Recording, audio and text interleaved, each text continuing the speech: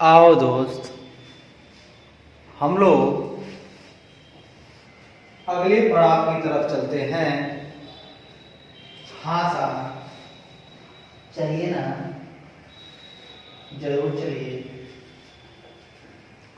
मेरे मित्रवा। आपका अगला पड़ाव है। अब आपने कल हमने चर्चा की थी मैनेजमेंट शब्द के ऊपर। मैनेजमेंट को set of inter related process और फंक्शंस जो होते हैं उसके रेफरेंस में हम बात करते हैं, या एक तरफ हम लोग की ग्रुप की बात भी करते हैं कि ये बिजनेस इंचार्ज के की ग्रुप होते हैं। दोनों तरीके से हम लोग बात करते हैं दोस्तों, और ढेर सारी बातें हमने की थी। आप लेक्चर देखेंगे कल तो समझ में आ जाएगा। बाकी बात चर्चा को आगे बढ़ाते हैं। आज हम लोग थोड़ा और आगे बढ़ते हैं।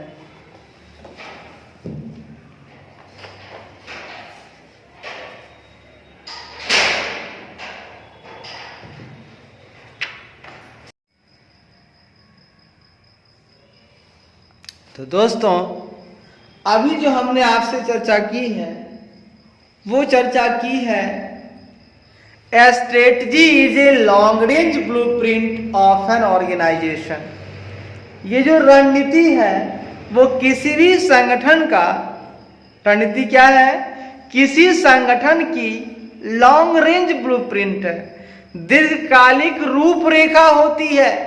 हाँ, स्ट्रेटजी जो होती है, रणनीति जो होती है, वो किसी भी संगठन की दीर्घकालिक रूपरेखा होती है।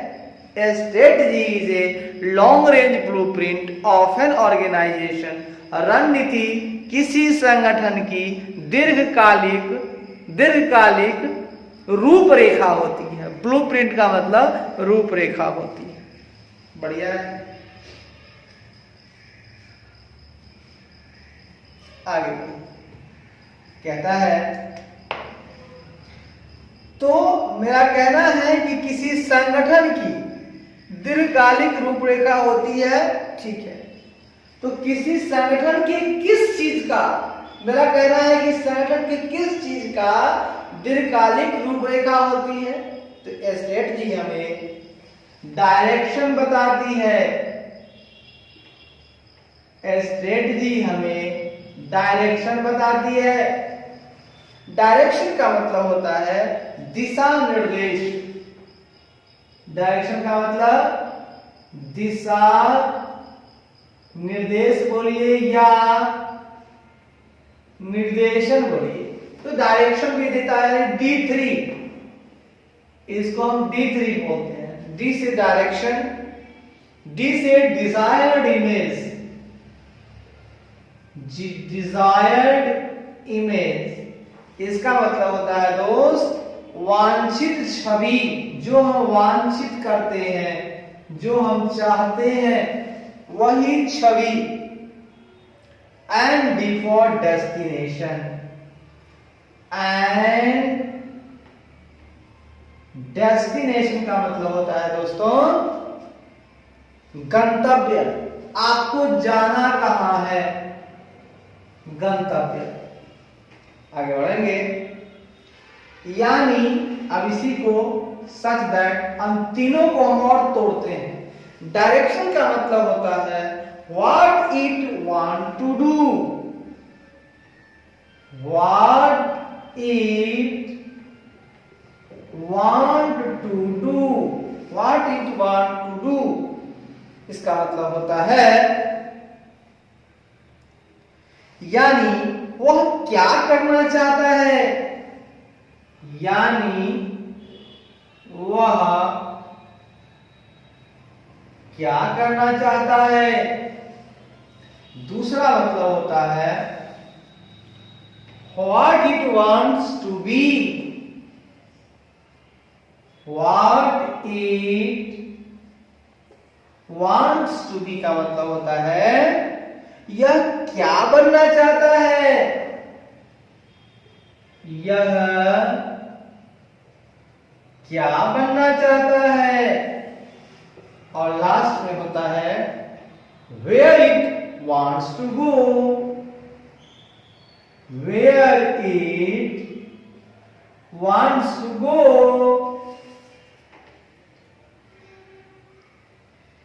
where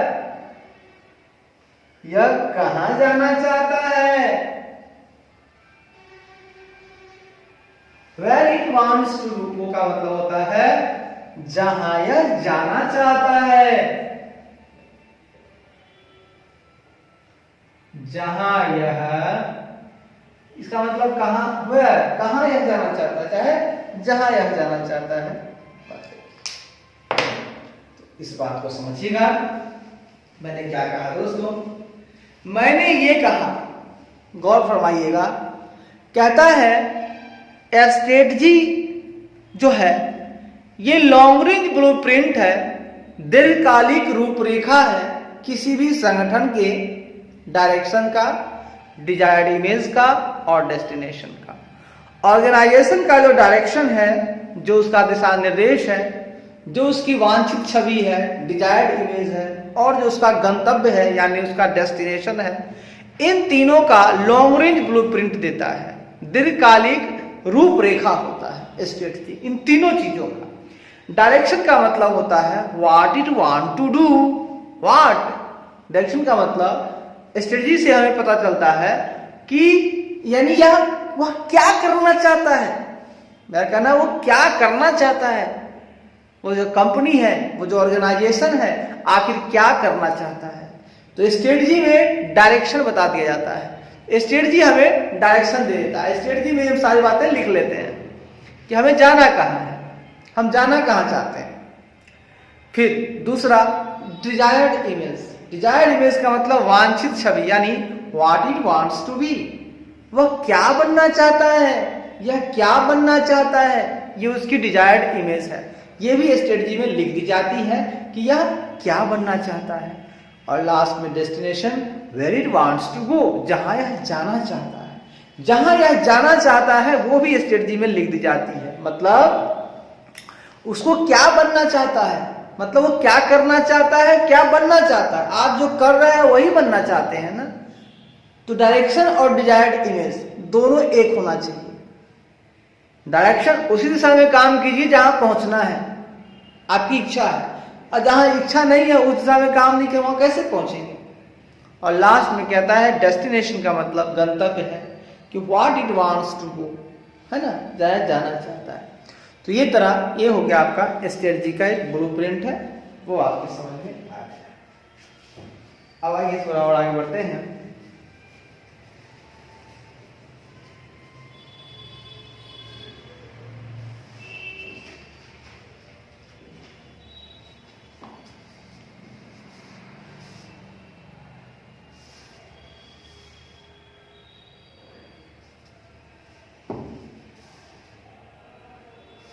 आइए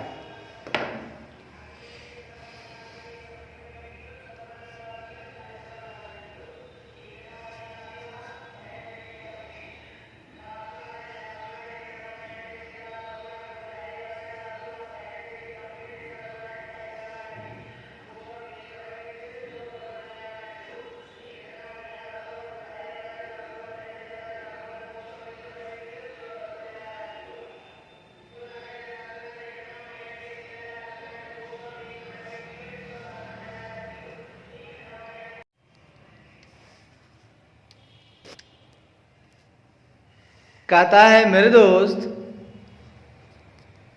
सुन के लीजिएगा, ये कहता है फॉलोइंग आर ऑल्सो इंपोर्टेंट, निम्नलिखित जो है ना ये भी बड़ा ही महत्वपूर्ण है।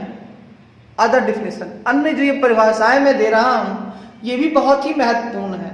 टू अंडरस्टैंड द टर्म, अगर आप इस शब्द को और अधिक समझना चाहते हैं स्ट्रेटजी को, तो मैं कुछ डेफिनेशन आपको दे रहा हूं। यानी इस शब्द को समझने के लिए निम्नलिखित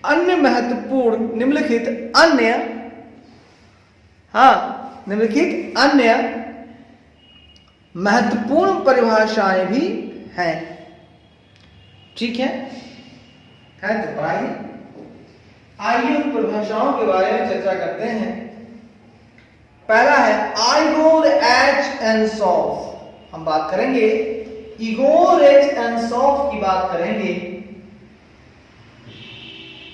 हमारे इगोर साहब ने क्या कहा है, इगोर एच साहब ने क्या कहा है, इगोर एच एंड सॉफ साहब ने क्या कहा है, सुनिएगा साहब। कहता है the common thread among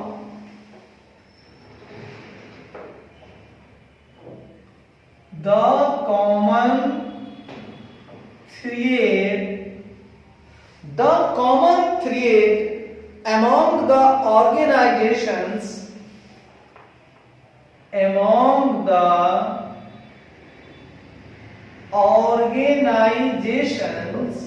the common thread among the organizations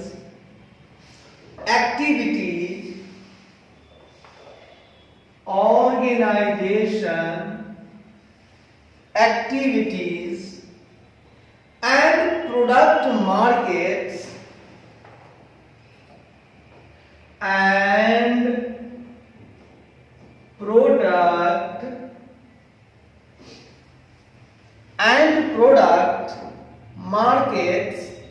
that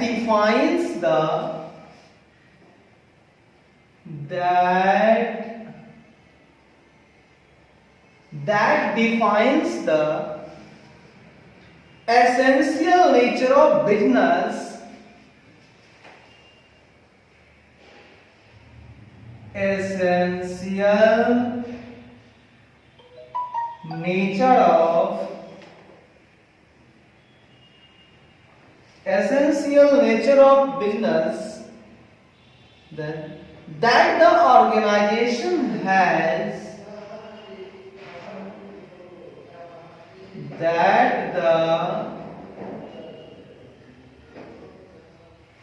that the organization has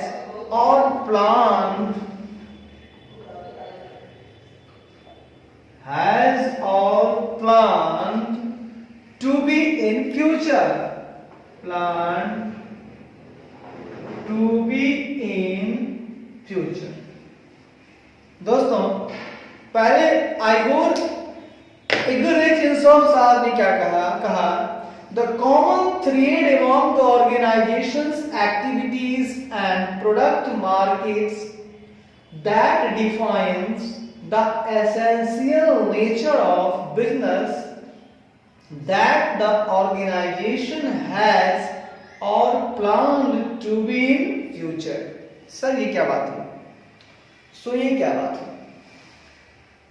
मैंने कहा दोस्तों, यहां सुनिएगा, कहता है इगोर एच एंड सॉफ साहब कहते हैं कि जो कॉमन थ्रेड है, यानी कॉमन जो समान एक धागा है, ठीक है, ऑर्गेनाइजेशन के एक्टिविटीज मतलब कार्य प्रणाली और प्रोडक्ट मार्केट मतलब प्रोडक्ट और मार्केट का, और आपकी एक्टिविटी, जैसे आपने जो एक्टिविटी की है और जो आप प्रोडक्ट बना रहे हैं और जो मार्केट है, इन सबों के बीच एक धागा है, दैट डिफाइंस, जो परिभाषित करता है एसेंशियल नेचर ऑफ बिजनेस, है ना, व्यापार के आवश्यक प्रकृति को ये परिभाषित करता है। दैट, जो ऑर्गेनाइजेशन क्या करता है, जो ऑर्गेनाइजेशन चाहता है कि भैया हम फ्यूचर में बने या फ्यूचर की प्लानिंग हम ऐसे करें।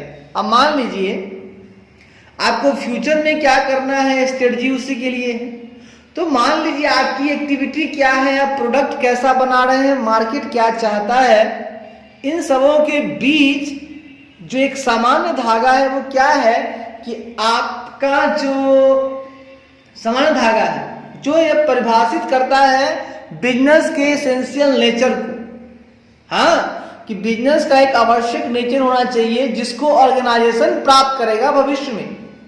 तो मेरा कहना है दोस्तों, कहता है इगोर एच एंसॉफ कहते हैं कि संगठन की, हमारे जो ऑर्गेनाइजेशन है उस संगठन की एक्टिविटीज, संगठन की गतिविधियों और प्रोडक्ट मार्केट्स का मतलब उत्पाद बाजारों, तो संगठन के गतिविधियों और उत्पाद बाजारों के बीच सामान्य सूत्र, आप कॉमन धागा कह सकते हैं, सामान्य धागा या सामान्य सूत्र जो जोड़े हुए हैं दोनों को, सामान्य सूत्र जो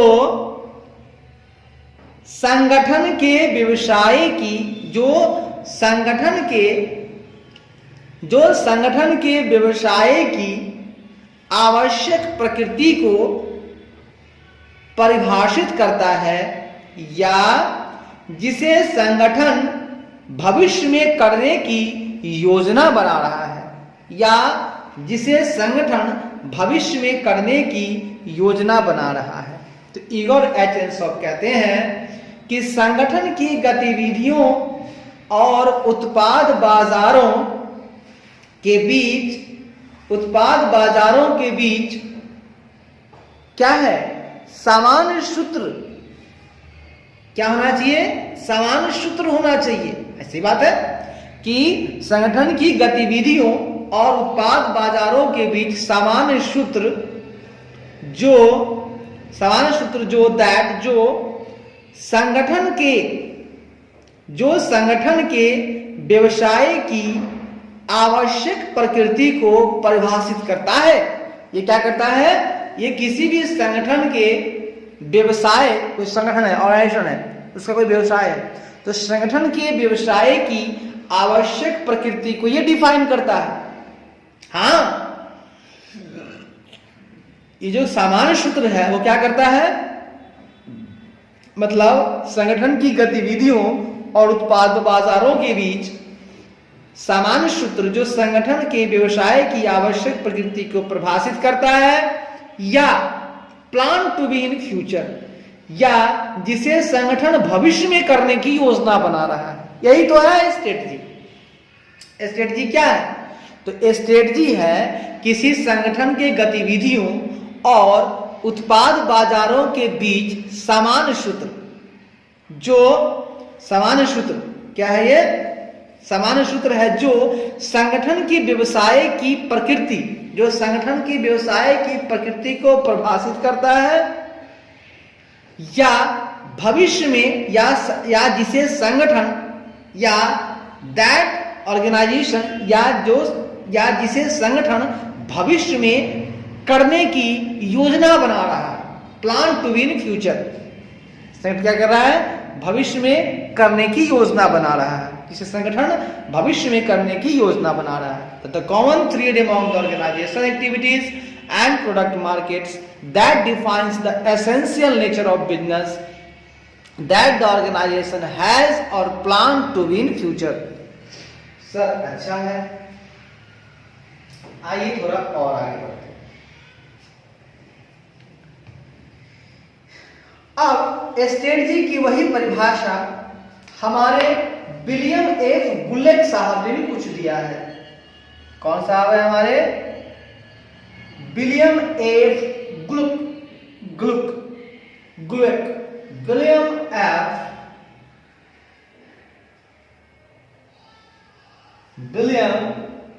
F गुलेक,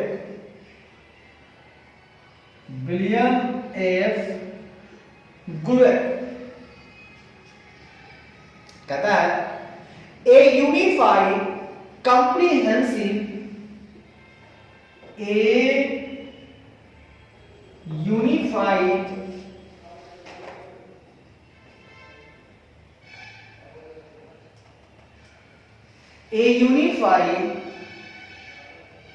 comprehensive and integrated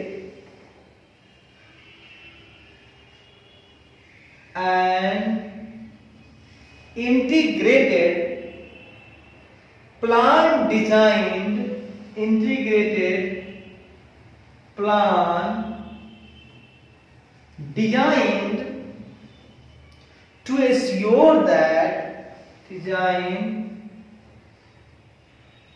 to assure that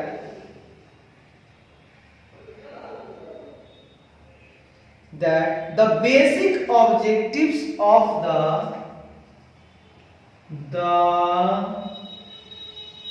basic objectives of the basic objectives of the enterprise are achieved of the enterprise are achieved। Sir क्या बात हो गया, मजा आ गया। आर अचीव्ड, ठीक है जी, ठीक। सर आपका कहना है a unified comprehensive and integrated plan design to ensure that the basic objectives of the enterprise are achieved. William F Glueck साहब स्ट्रेटजी को लेकर के एक दूसरी परिभाषा ये दे रहे हैं। इनका कहना है, विलियम एफ वुलेक साहब का, ए यूनिफाइड मतलब एकीकृत, कॉम्प्रिहेंसिव मतलब व्यापक, और इंटीग्रेटेड का मतलब इंटीग्रेटेड प्लान का मतलब एकीकृत योजना, ठीक है। यूनिफाइड मतलब ही एकीकृत, तो कहता है एक एकीकृत व्यापक कॉम्प्रिहेंसिव और इंटीग्रेटेड प्लान और एकीकृत प्लान यानी योजना। तो कहता है एक एकीकृत व्यापक और एकीकृत योजना टू एश्योर दैट, योजना ठीक है ना, एक प्लान है, उसको डिजाइन किया जाता है, ठीक है ना। योजना को बनाई जाती है किस लिए योजना, जो यह एश्योर दैट, जो यह सुनिश्चित करने के लिए बनाई गई है। डिजाइन टू एश्योर दैट कहता है एक एकीकृत व्यापक और एकीकृत योजना जो किसके लिए, जो एश्योर करने के लिए बनाई जाती है, जो यह एश्योर मतलब सुनिश्चित, जो सुनिश्चित करने के लिए बनाई गई है ना। डिजाइन मतलब बनाई गई है, दैट बनाई गई है कि the basic objective of the enterprise are achieved, ताकि उद्यम के मूल्य उद्देश्यों प्राप्त किए जाए। विलियम एफ वुलेक साहब स्ट्रेटजी को लेकर कहते हैं कि एक एकीकृत व्यापक और एकीकृत योजना जो यह सुनिश्चित करने के लिए बनाई गई है कि उद्यम के मूल उद्देश्य प्राप्त किए जाए, है ना। तो हम जो ये बना रहे हैं एक एकीकृत व्यापक और एकीकृत योजना जो यह सुनिश्चित करने के लिए बनाई जाती है कि उद्यम का बेसिक ऑब्जेक्टिव, उद्यम का मूल उद्देश्य प्राप्त किया जाए। हाँ, मूल उद्देश्य प्राप्त करने के लिए ही बनाई जाती है ना। और ये डिजाइन क्या है, स्ट्रेटजी है। यूनिफाइड कॉम्प्रिहेंसिव इंटीग्रेटेड प्लान जो हम बना रहे हैं ये सब स्ट्रेटजी में आता है कि नहीं जी, ठीक है। अब बात करेंगे दोस्तों, क्या बातें करेंगे, आइए जो बात करेंगे तीसरी बात करेंगे। तीसरी बातें हम मिटा के करेंगे, क्वेश्चन बड़ा है, जगह कम है, आप हम कहां से बता पाएंगे, है ना। जगह जगह है, तीसरा कर 3 4 5 चलो। अब आइए, यहां तक तो हम लोगों ने 2 पॉइंट कर लिए, इसके स्ट्रेटजी को हम ब्रीफ में कर रहे हैं। 2 पॉइंट हमने देखे। अब आइए देखते हैं तीसरा पॉइंट। देखिए क्या कहता है, कहता है ए स्ट्रेटजी इज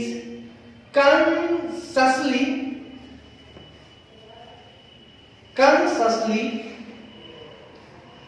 ये है तीसरा पॉइंट।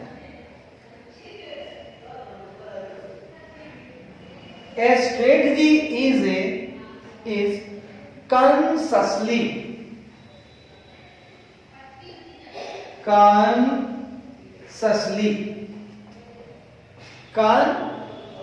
SC होता है,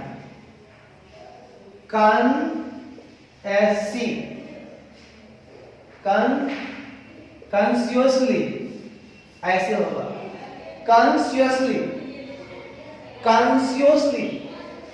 a strategy is consciously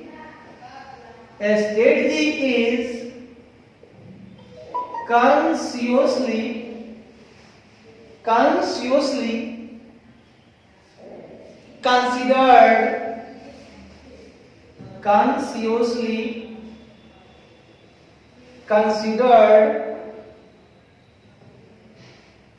and flexibly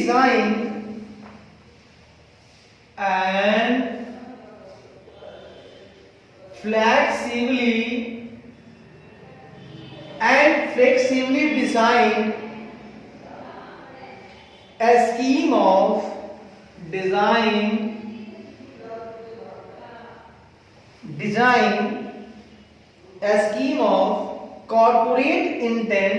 a scheme of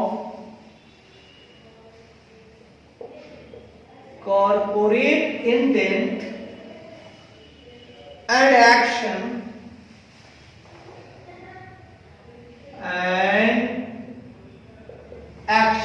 कहता है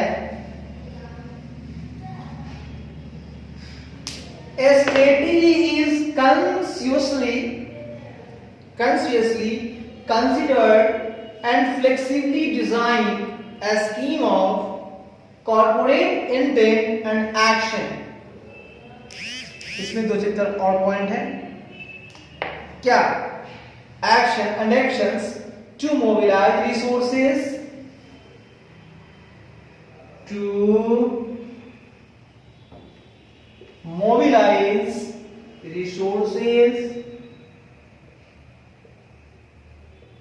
comma to direct human effort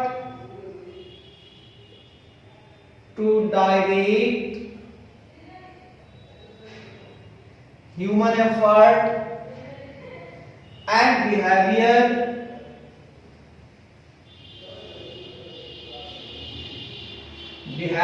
comma to handle events, बड़ा लाइन था, to handle events and problems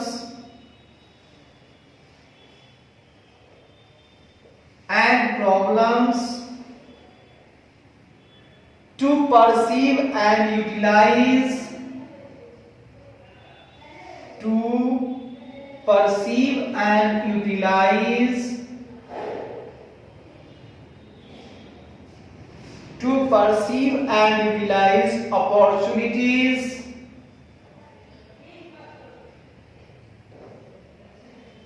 opportunities comma and to meet challenges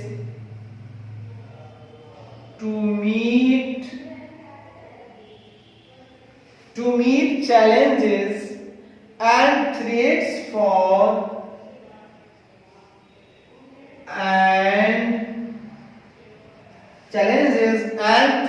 for corporate survival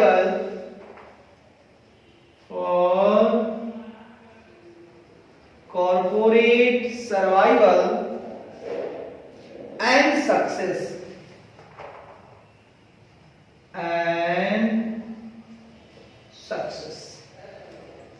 भाई साहब, ये चौथा point लाजवाब आपने कहा।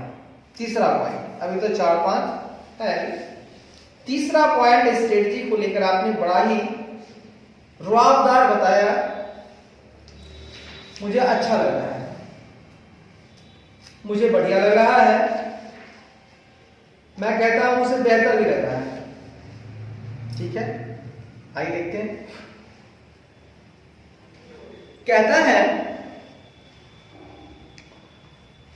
कि strategy is consciously considered and flexibly designed a scheme of corporate intent and action. Strategy क्या है? तो ये स्ट्रेटजी एक डिजाइन है। कैसा डिजाइन है बाबू? तो रणनीति जो है कॉर्पोरेट इंटेंट एंड एक्शन, मतलब रणनीति कॉर्पोरेट इरादे या कॉर्पोरेट अभिलाषा और कार्रवाई की कॉन्शियसली मतलब सचेत रूप से, कॉन्शियसली मतलब सचेत रूप से कंसिडर्ड विचार की गई, सचेत रूप से विचार की गई और फ्लेक्सिबली डिजाइन और लचीले ढंग से तैयार की गई योजना है। Oh my God, oh my God, oh my God. क्या कहता है दोस्त कि ये जो रणनीति है वो कॉर्पोरेट इरादे और कार्रवाई की सचेत रूप से विचार की गई और लचीले ढंग से तैयार की गई योजना है भाई, योजना है भाई, योजना है भाई। तो कहता है रणनीति क्या है? तो कॉर्पोरेट अभिलाषा और कार्रवाई की सचेत रूप से विचार की गई, सचेत रूप से कंसिडर्ड विचार की गई और लचीले ढंग से तैयार की गई। ठीक है, सचेत रूप से विचार की गई और लचीले ढंग से तैयार की गई योजना है, जिसमें क्या क्या आता है? To mobilise resources. स्ट्रेटजी क्या करता है? इस योजना में क्या होता है? हम लोग मोबिलाइज करते हैं, जुटाते हैं, रिसोर्स मतलब संसाधन। स्ट्रेटजी में जो योजना हम बनाते हैं, जो हमारा इरादा है, कॉर्पोरेट का इंटेंट है, उसके लिए सचेत रूप से हम लोग विचार करते हैं और लचीले ढंग से योजना बनाते हैं। इस योजना में सबसे प्रथम काम है टू मोबिलाइज रिसोर्सेज, संसाधन हम लोग जुटाते हैं। फिर to direct human effort and behaviour, मानव प्रयास और व्यवहार को निर्देशित करने के लिए भी हम लोग स्ट्रेटजी बनाते हैं। ठीक है ना? सबसे पहले संसाधन जुटाने के लिए स्ट्रेटजी चाहिए, फिर हम लोग डायरेक्ट करते हैं, हम लोग दिशा निर्देश देते हैं। ह्यूमन एफर्ट को, मानव शक्ति को, मानव प्रयास, एफर्ट मतलब मानव का जो प्रयास है वो क्या कर सकता है, तो मानव के प्रयास और उसके जो व्यवहार हैं, मानव के जो प्रयास हैं, एफर्ट हैं और उसके जो बिहेवियर व्यवहार हैं, इन दोनों को हम लोग निर्देशन करते हैं। निर्देशित करने के लिए भी स्ट्रेटजी बनाते हैं। सिर्फ रिसोर्स ले आए और ह्यूमन एफर्ट कैसे करना है बता ही नहीं रहे हैं, उसके बिहेवियर में बदलाव ला ही नहीं रहे हैं, तो फिर क्या फायदा? स्ट्रेटजी में सबसे पहले आप संसाधन जुटा लीजिए, फिर जो मानव का प्रयास है और उनका जो बिहेवियर व्यवहार है उसको भी निर्देशित करने के लिए स्ट्रेटजी चाहिए। तीसरा number, to handle events and problems, हम लोगों को घटनाओं और समस्याओं को संभालने के लिए भी स्ट्रेटजी में इस बात को रखना होगा, विचार करना होगा, कॉन्शियसली विचार करना होगा कि भैया अगर कुछ ऐसी घटनाएं घट जाती हैं, कोई समस्याएं आ जाती हैं, तो संभालने के लिए कौन सी स्ट्रेटजी रखनी है। आगे स्ट्रेटजी में इस बात का भी हम लोग विचार करते हैं to perceive and utilise opportunities, कि भैया अवसर, अगर अवसर आता है तो कैसे उसको हम समझेंगे। ठीक है, मान लीजिए अवसरों को समझना पड़ेगा हमें कि अवसर कहाँ है, कैसे है, कब आएगा। तो स्ट्रेटजी में हमें देखना होगा कि हर पल अवसर को हमें समझना होगा और उनका उपयोग भी करना होगा। अवसर आता है तो मजा ले लेना होगा। आगे कहता है and to meet challenges and threats for corporate survival and success, कहता है कॉर्पोरेट के अस्तित्व और सफलता के लिए चुनौतियों और खतरों का सामना करना होगा। टू मीट मतलब सामना करना, to meet challenges and threats for corporate survival and success, मतलब कि जो कॉर्पोरेट के अस्तित्व हैं और जो उनकी सफलता है उनके लिए अगर कोई चुनौतियां हैं और खतरा है तो भैया उनका सामना करने के लिए भी स्ट्रेटजी होनी चाहिए। तो पूरी बात अगर हम एक साथ देखें तो कहता है स्ट्रेटजी यानी कि रणनीति जो है किसी भी यानी किसी क्या, हाँ बिल्कुल सही कहा कि ये स्ट्रेटजी यानी रणनीति कॉर्पोरेट इरादा या अभिलाषा और कार्रवाई की सचेत रूप से विचार की गई है ना, जो इरादा है उनको सचेत रूप से विचार की गई और लचीले ढंग से तैयार की गई योजना है। इस योजना में क्या होता है, मोबिलाइज संसाधनों को जुटाया जाता है, मानव प्रयास और व्यवहार का दिशा निर्देशन करने के लिए भी स्ट्रेटजी बनाई जाती है, मतलब वही है ना, इसमें यही सब होता है। क्या आता है उसके बाद इवेंट, मतलब कोई घटनाएं और समस्याएं अगर आती हैं तो उनको हैंडल करने के लिए यानी घटनाओं और अवसरों को संभालने के लिए, हैंडल करना मतलब संभालने के लिए तैयार की गई योजना है, मतलब संसाधन को जुटाने के लिए की गई योजना है ना,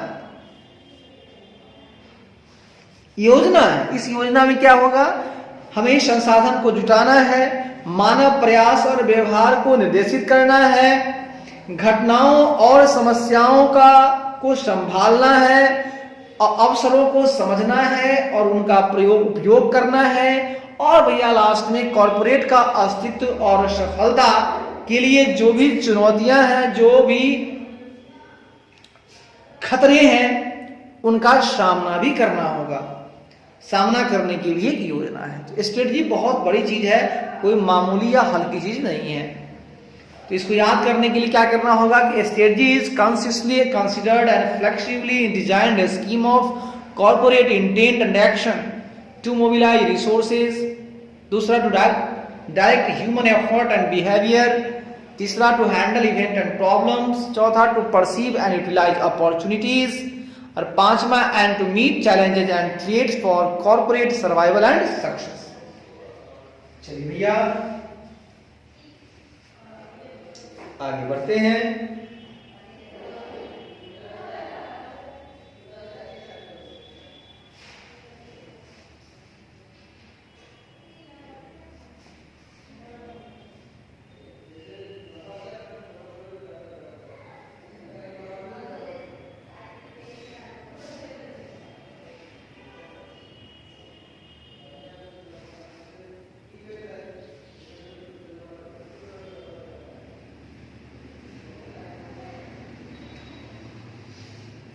आज मेरे खुदा हम लोग अब चौथे पॉइंट की तरफ चलते हैं। क्या कहता है सुन लीजिए।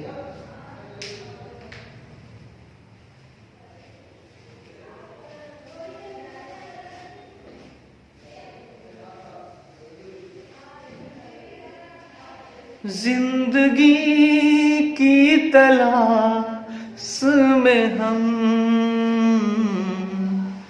मौत के कितने पास आ गए हैं, जिंदगी की तलाश में हम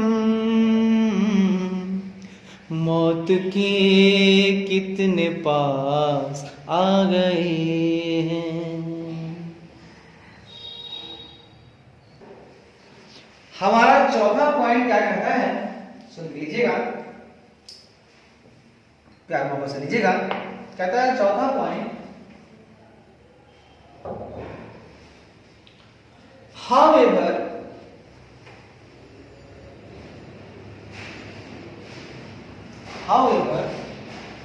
a strategy is no substitute, however a strategy is no substitute for sound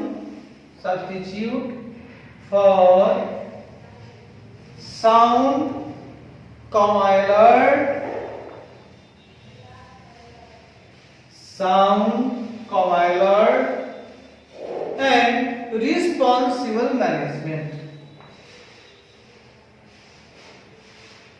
Responsible management. सहयोगी आपने ये क्या बोला? आओ भैया, जो बोला आपको मैं समझा देता हूं। क्या बोला मैंने? आओ बातें करते हैं। मैंने कहा भैया, हालांकि however a strategy is no substitute, हालांकि रणनीति जो है वो सब्स्टिट्यूट नहीं है किसके लिए? Sound, alert and responsible management. अगर आपका मैनेजमेंट साउंड है, अलर्ट है, रिस्पॉन्सिबल है ना, अब ये अगर नहीं है और आप सिर्फ स्ट्रेटजी बना देते हो तो इससे कोई फायदा नहीं है। वो तो होना ही चाहिए। मतलब साउंड का मतलब होता है दोस्तों सुदृढ़, अलर्ट का मतलब होता है सतर्क, रिस्पॉन्सिबल का मतलब होता है जिम्मेदार। मतलब कि जो हालांकि सुदृढ़, सतर्क और जिम्मेदार प्रबंधन का विकल्प नहीं है। कौन? रणनीति। तो कहता है हालांकि जो रणनीति है वो सुदृढ़, सतर्क और जिम्मेदार प्रबंधन का विकल्प नहीं है। हाँ, वो तो आपको करना होगा भैया। आप ये मत सोचिए कि हम वो ना करके सिर्फ स्ट्रेटजी कर देंगे काम हो जाएगा। नहीं बाबा, जो भी आपका प्रबंधन जो है ना उसको जिम्मेवार होना होगा। अब वो साउंड उसको होना होगा, उसको अलर्ट होना होगा। हाँ, आपका प्रबंधन कैसा होना चाहिए? रणनीति जो है ना सुदृढ़, साउंड मतलब सुदृढ़, साउंड मतलब सुदृढ़, अलर्ट मतलब होता है सतर्क और जिम्मेदार प्रबंधन का विकल्प नहीं है। हाँ, उसका कोई विकल्प नहीं है, तो सब्स्टिट्यूट नहीं है बाबू। बढ़िया है। पांचवा कहता है दोस्तों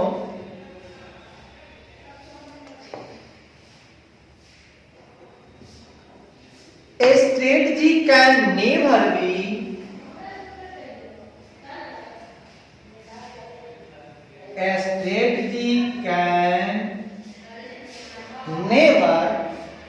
be perfect, can never be perfect,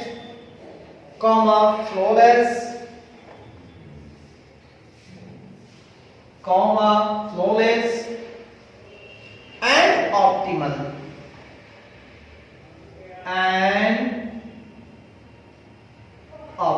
sir ये क्या आपने बोला? मैंने बोला भाई साहब a strategy can never be perfect, flawless and optimal.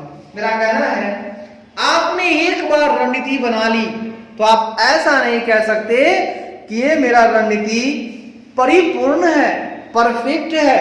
तो रणनीति कभी भी नेवर, कभी भी परिपूर्ण, फ्लॉलेस मतलब दोष रहित और ऑप्टिमल मतलब इष्टतम, इष्ट सबसे ऊपर नहीं हो सकती है, नहीं हो सकती। कहता है रणनीति कभी भी परफेक्ट यानी परिपूर्ण, फ्लॉलेस यानी दोष रहित, एंड ऑप्टिमल यानी और इष्टतम नहीं हो सकती। भाई साहब रणनीति कभी भी परिपूर्ण, दोष रहित और इष्टतम नहीं हो सकती है मेरे भाइयों, ध्यान रखेंगे, नहीं हो सकती है। आगे बढ़ेंगे और हम क्या करेंगे? It does not preclude, it does not preclude, it does not preclude, it does not preclude, bracket में है प्रोहिबिट, प्रिक्लूड का बोल सकते हैं आप प्रोहिबिट, प्रोहिबिट मतलब रोकना। It does not preclude second best choices, second best choices, second best choices comma trade offs choices, trade offs trade offs sudden emergencies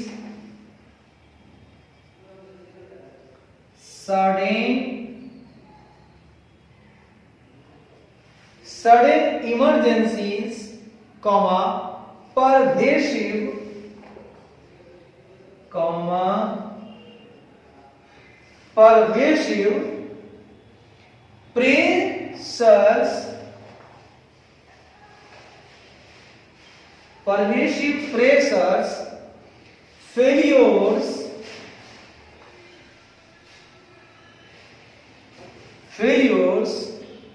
and frustrations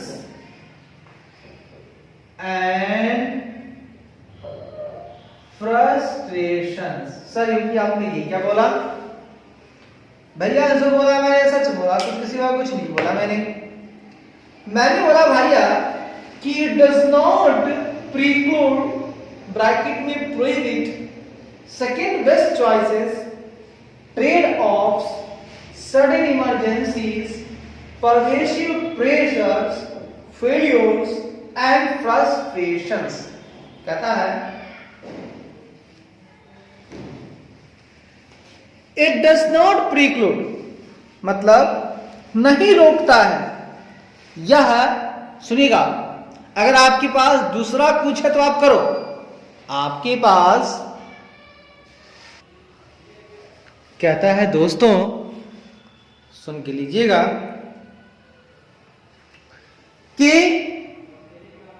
कहता है इट डज नॉट प्रीक्लूड, यह जो है सेकेंड बेस्ट चॉइसेस मतलब यह दूसरे सर्वोत्तम विकल्पों, कॉमा ट्रेड ऑफ्स मतलब समझौतों, सडन इमरजेंसी अचानक आपात स्थितियों, कॉमा परवेसिव प्रेशर्स व्यापक दबावों, कॉमा फेल्योर्स विफलताओं, एंड फ्रस्ट्रेशंस मतलब कुंठाओं को रोकता नहीं है। डज नॉट प्रीक्लूड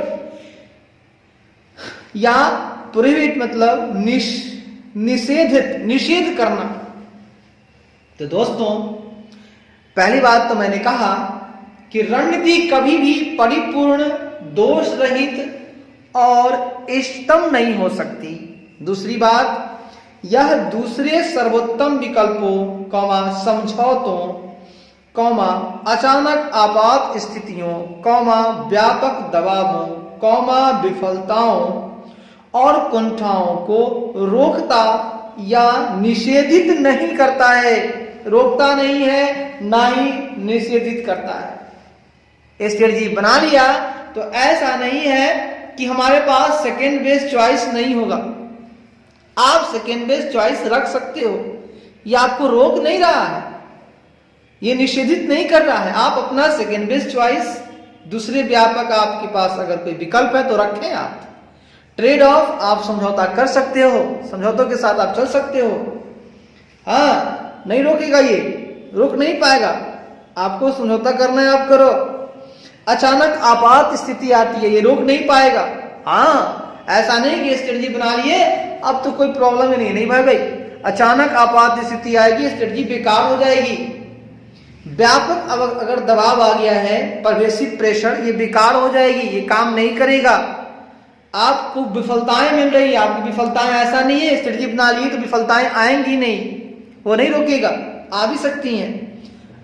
फ्रस्ट्रेशंस आपको आ सकता है, कुंठाएं आ सकती हैं, इनको ये रोकता नहीं है भाई साहब।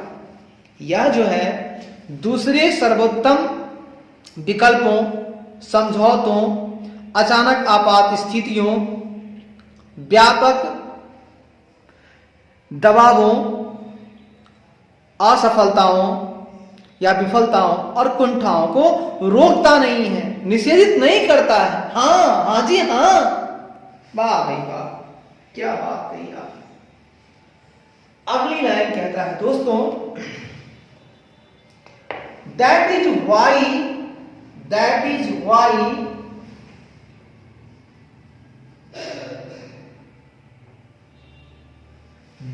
why in a sound strategy,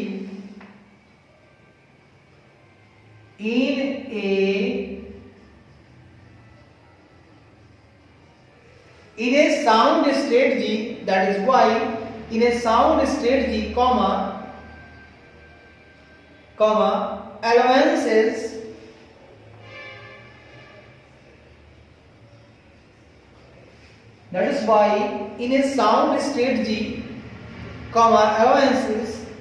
are made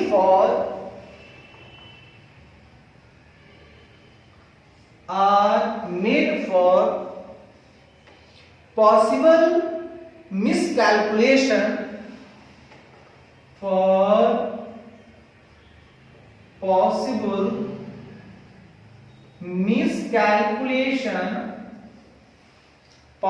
miscalculation, and unanticipated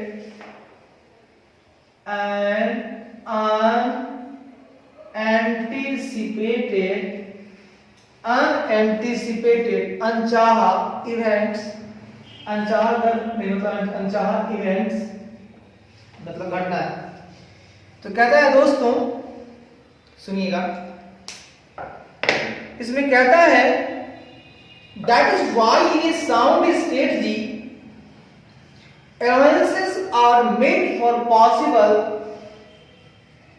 miscalculation and unanticipated events. That is why का मतलब होता है यही कारण है कि, that is why का मतलब यही कारण है कि in a sound strategy मतलब सुदृढ़ रणनीति या एक अच्छी रणनीति आप बोल सकते हैं रणनीति में allowances are made for possible miscalculation, रणनीति में संभावित गलत गणना और अनएंटिसिपेटेड इवेंट्स और अप्रत्याशित घटनाओं के लिए छूट दी जाती है। मतलब आपको छूट मिल गया। यही कारण है कि एक सुदृढ़ रणनीति जो है यानी एक अच्छी रणनीति में संभावना है कि गलत गणना हो सकती है। तो संभावित गलत गणना और अप्रत्याशित घटनाओं के लिए छूट दी जाती है। आपको छूट मिल गई कि हो सकता है, ये आपको छूट है, ये आपको पॉसिबल अलाउंसेस है, एकदम अलाउंस है कि भैया संभावित मिसकैलकुलेशन हो सकते हैं, गलत गणना हो सकता है, संभावना है, अप्रत्याशित अनएंटिसिपेटेड इवेंट हो सकता है, चाहे कितनी ही साउंड स्ट्रेटजी हो। यही कारण है कि एक सुदृढ़ रणनीति जो है संभावित गलत गणना और अप्रत्याशित घटना के लिए, है ना, के लिए छूट दी जाती है। यही कारण है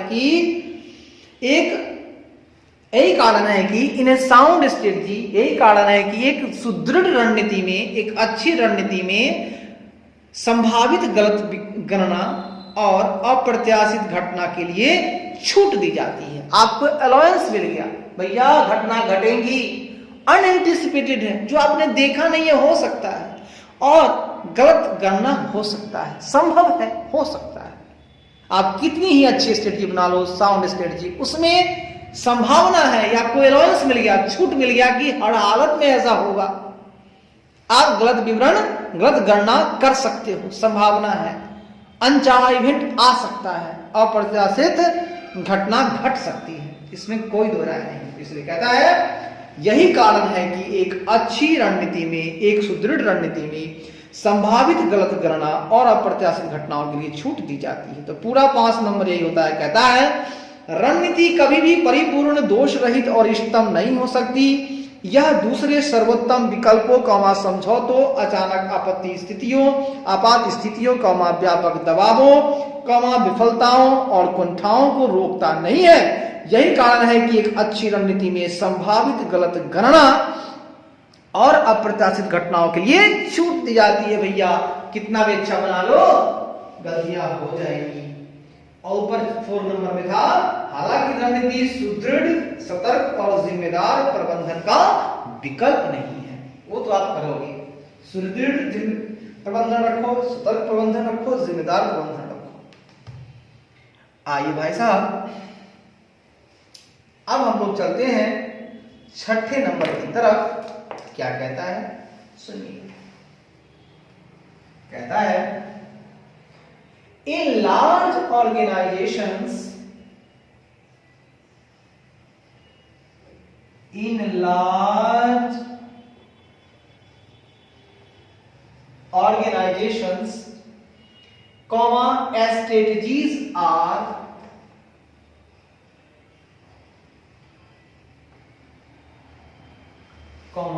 strategies are formulated at the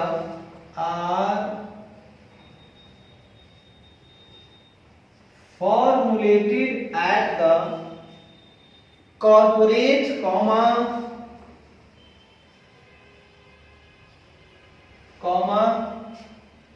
divisional and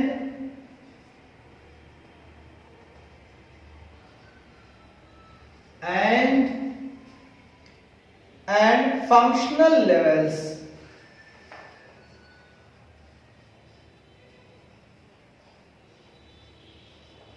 sir, हाँ सर, क्योंकि आपने ये क्या बोला, मैंने बोला in large organisations strategies are formulated at the corporate, divisional and functional levels. जो बहुत बड़ी भाई साहब जो बहुत बड़ी ऑर्गेनाइजेशन है, मैं लार्ज मतलब बड़े संगठनों की बात कर रहा हूं, छोटे मोटे की नहीं, तो बड़े संगठनों में कॉर्पोरेट, प्रभागीय, डिविजनल मतलब विभागीय या प्रभागीय, जो कहना है कहिए। तो बड़े संगठनों में कॉर्पोरेट, विभागीय या प्रभागीय और कार्यात्मक स्तर पर रणनीतियां तैयार की जाती हैं।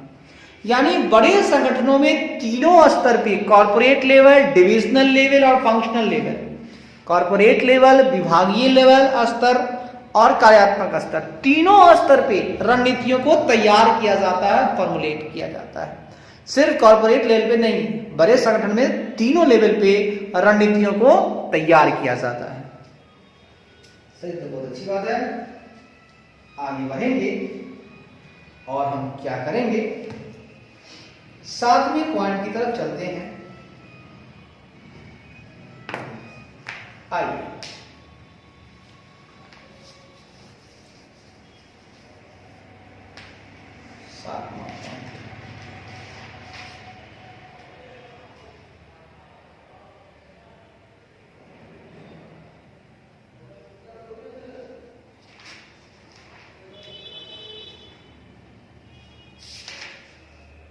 कहता है 7वें के लिए जगह चाहिए ऊपर से। 7वां पॉइंट इसका लास्ट पॉइंट है, देखेंगे।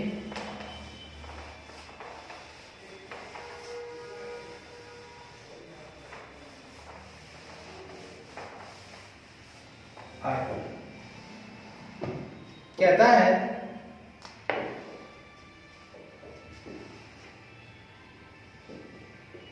a strategy is partly proactive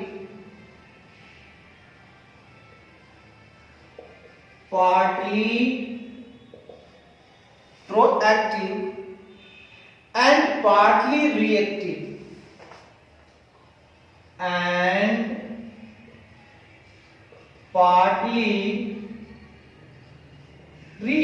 sir ये क्या बात हुई? पार्टली प्रोएक्टिव है और पार्टली रिएक्टिव, ऐसी बात है?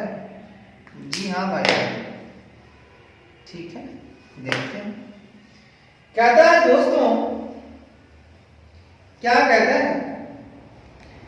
कहता है strategy is partly proactive and partly reactive.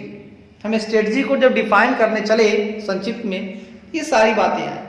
7वां number कहता है रणनीति आंशिक रूप से सक्रिय और आंशिक रूप से प्रतिक्रियात्मक होती है।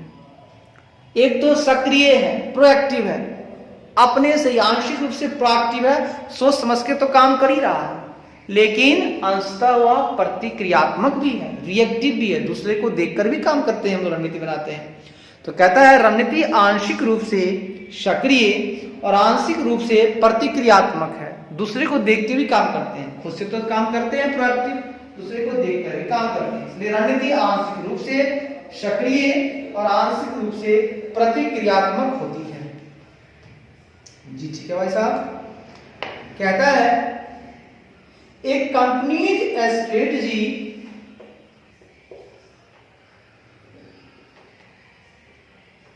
a company needs a company's strategy is typically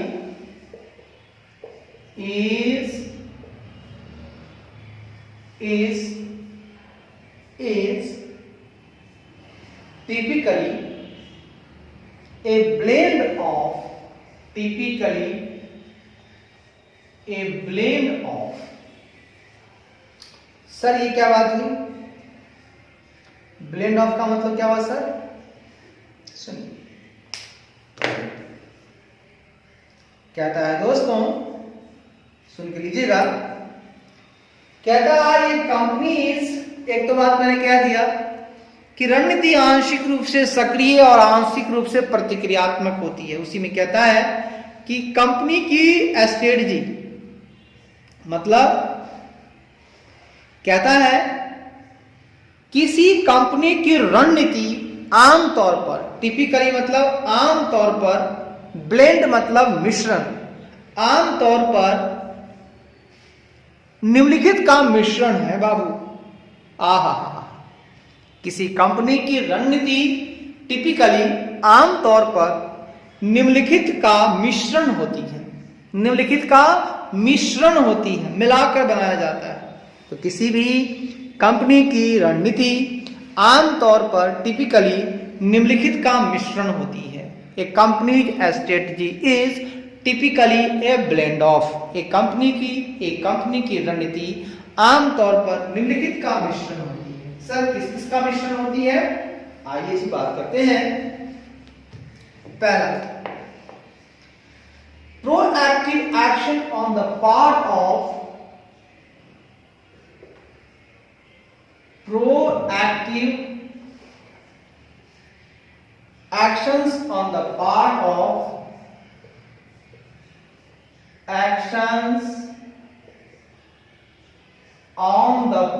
of proactive actions on the part of managers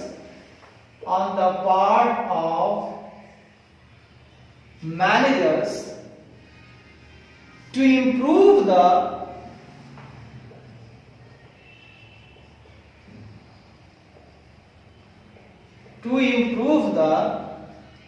company's market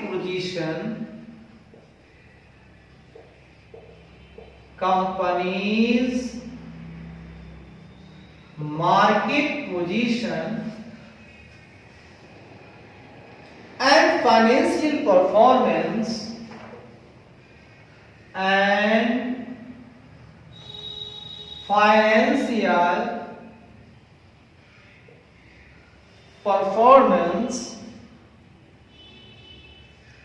and दोस्तों पहली लाइन जो हमारी आई है प्यारी प्यारी, वो कह रहे हैं कि proactive actions on the part of managers to improve the company's market position and financial performance. Sir ये जो मिश्रण की बात आपने कहा है कि रणनीति तो मिश्रण है, मिश्रण में पहला है कि कंपनी की बाजार स्थिति और वित्तीय प्रदर्शन, कंपनी की मार्केट पोजीशन, कंपनी की बाजार स्थिति और फाइनेंशियल परफॉर्मेंस मतलब वित्तीय प्रदर्शन को इम्प्रूव, को बेहतर बनाने के लिए पार्ट ऑफ मैनेजर्स, बनाने के लिए प्रबंधकों की ओर से सक्रिय कार्रवाई प्रोएक्टिव एक्शंस, कहता है proactive actions on the part of managers to improve the company's market position and financial performance. Strategy में क्या होता है, क्या पहला मिश्रण क्या है कि कंपनी की, किसी भी कंपनी की, किसी कंपनी की आप बोल सकते हो, किसी कंपनी की जो बाजार स्थिति है और जो उसका वित्तीय प्रदर्शन है, तो कंपनी की बाजार स्थिति और वित्तीय प्रदर्शन को इंप्रूव करने के लिए, को बेहतर बनाने के लिए, ठीक है ना, कंपनी की बाजार स्थिति और वित्तीय प्रदर्शन को बेहतर बनाने के लिए प्रबंधकों की ओर से सक्रिय कार्रवाई है स्ट्रेटजी। क्या है? सक्रिय कार्रवाई है। स्ट्रेटजी में क्या होता है, मैनेजर्स क्या करते हैं, कंपनी की बाजार स्थिति और उनके वित्तीय प्रदर्शन को और इंप्रूव करने के लिए वो प्रोएक्टिव एक्शन लगाते हैं, सक्रिय कार्य करते हैं, एकदम देख देख के नहीं, पहले से ही पूरा प्रोएक्टिव एक्शन लेते हैं, सक्रिय कार्रवाई करते हैं, ठीक है ना। इसलिए कहा जाता है कंपनी की बाजार स्थिति और वित्तीय प्रदर्शन को बेहतर बनाने के लिए प्रबंधकों की ओर से सक्रिय कार्रवाई। और क्या है दूसरा मिश्रण, क्या है सुनिएगा, दूसरा मिश्रण कहता है reactions to unanticipated developments, reaction to unanticipated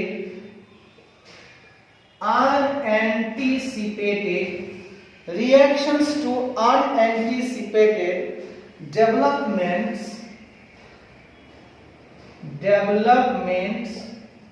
reactions to unanticipated developments and fresh market conditions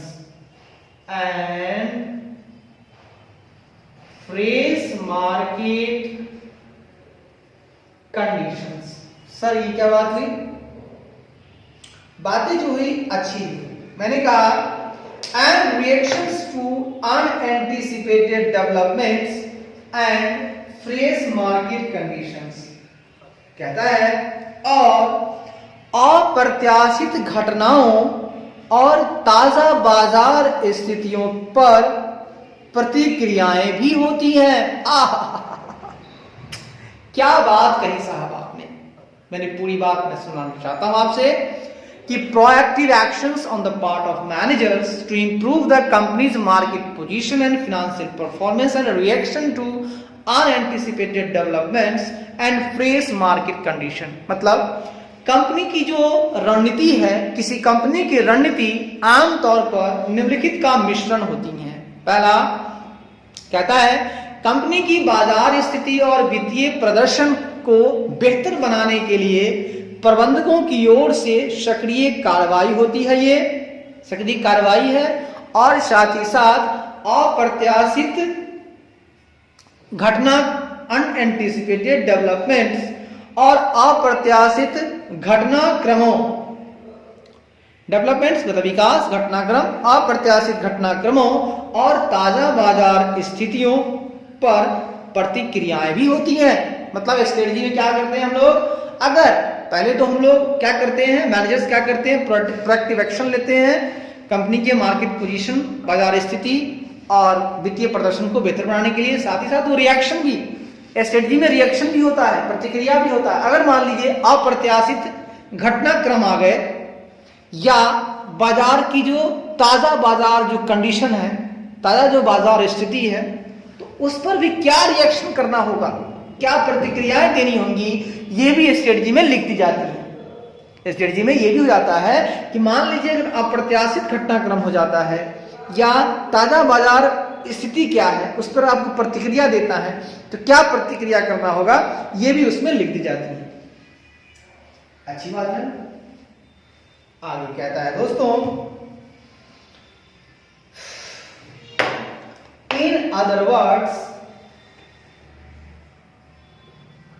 in other words, a company uses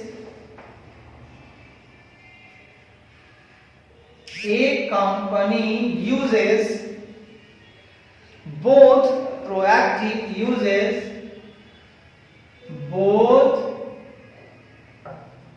proactive is both proactive and reactive, both proactive and reactive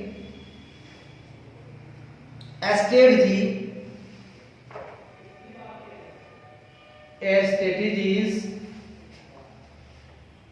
to cope up the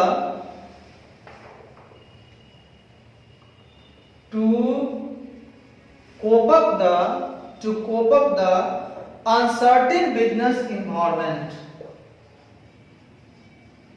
Uncertain business environment. Sir, मैंने कहा कि strategy जो है आंशिक रूप से सक्रिय और आंशिक रूप से प्रतिक्रियात्मक होती है। तो सक्रिय मतलब होता है कि भैया मैनेजर्स जो है एकदम आराम से कंपनी की बाजार स्थिति और उनका वित्तीय प्रदर्शन को बेहतर करने के लिए वो प्रोएक्टिव एक्शन लेते रहते हैं कि कैसे उनकी बाजार स्थिति अच्छी हो, कंपनी की बेहतर हो। मैनेजर्स हमेशा सोचते रहते हैं उनका फाइनेंशियल परफॉर्मेंस बेहतर कैसे हो। लेकिन रिएक्शन भी हो सकता है और रिएक्शन भी करता है। स्ट्रेटजी क्या होता है? रिएक्शन भी है। अब मान लीजिए अचानक अप्रत्याशित कुछ घटनाक्रम हो गया है ना, ताजा जो मार्केट कंडीशन है कुछ और हो गई, ताजा बाजार स्थिति, तो उसके हिसाब से हमको प्रतिक्रिया भी तो करनी होगी। प्रोएक्टिव तो हम है ही हैं, लेकिन रिएक्टिव भी तो होना होगा। अचानक कोई बातें आ गई, अचानक कंडीशन बदल गया, मार्केट में अब जो माल हम बना रहे हैं उसकी अब उपयोगिता खत्म हो गई अचानक, तो क्या करेंगे? उसमें क्या करना होगा? अरे अब सब्जी वाले हैं हम, तुरंत बेच डालो।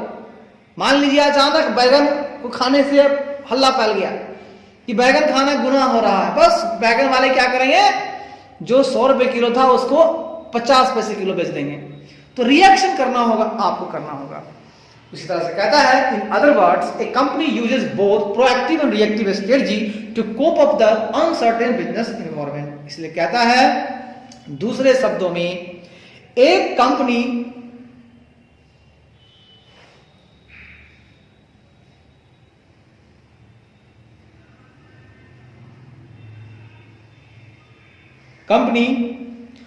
है ना, अनसर्टेन बिजनेस एनवायरनमेंट मतलब एक कंपनी अनिश्चित है ना, अनिश्चित कारोबारी माहौल में, बिजनेस एनवायरनमेंट अनसर्टेन है। जो कारोबार होते हैं ना, वहां का जो माहौल होता है, वातावरण होता है, वो अनिश्चित होता है।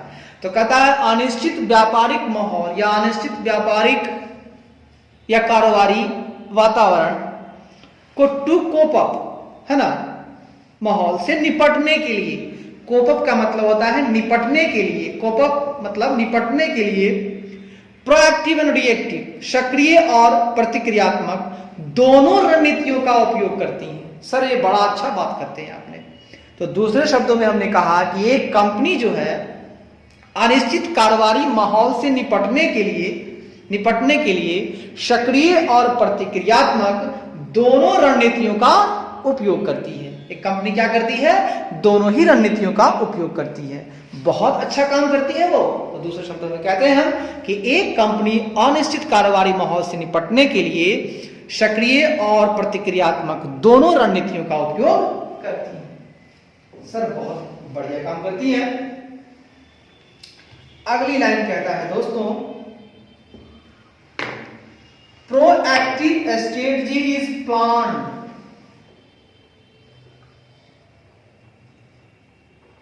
Proactive strategy is planned strategy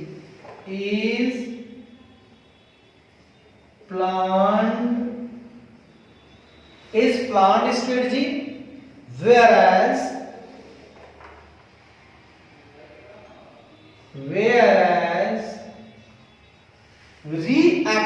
strategy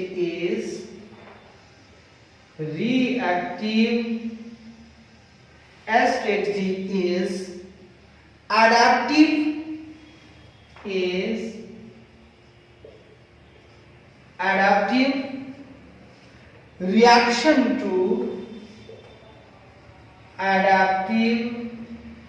reaction to changing circumstances.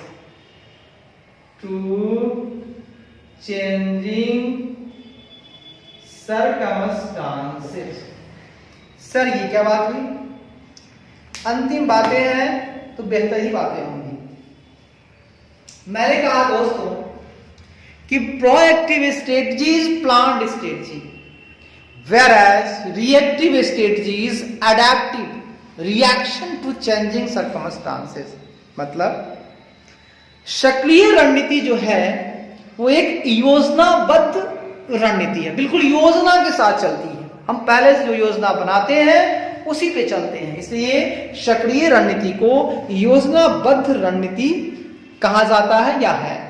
तो सक्रिय रणनीति एक योजनाबद्ध रणनीति है, whereas जबकि प्रतिक्रियात्मक रणनीति इज एडेप्टिव रणनीति is adaptive reaction to changing circumstances. जबकि प्रतिक्रियात्मक रणनीति चेंजिंग सर्कमस्टांसेस बदलती परिस्थितियों के प्रति, टू चेंजिंग सर्कमस्टांसेस बदलती परिस्थितियों के प्रति एडेप्टिव रिएक्शन है, अनुकूली प्रतिक्रिया है। मतलब उसके अनुकूल मुझे प्रतिक्रिया करनी होती है, वही रिएक्टिव स्ट्रेटजी है। तो कहता है सक्रिय रणनीति एक योजनाबद्ध रणनीति है, जबकि प्रतिक्रियात्मक रणनीति बदलती परिस्थितियों के प्रति अनुकूल प्रतिक्रिया है, के प्रति अनुकूली प्रतिक्रिया है, एडेप्टिव रिएक्शन है। रिएक्टिव स्ट्रेटजी क्या है? एक एडेप्टिव रिएक्शन है, अनुकूली प्रतिक्रिया है। किसके प्रति?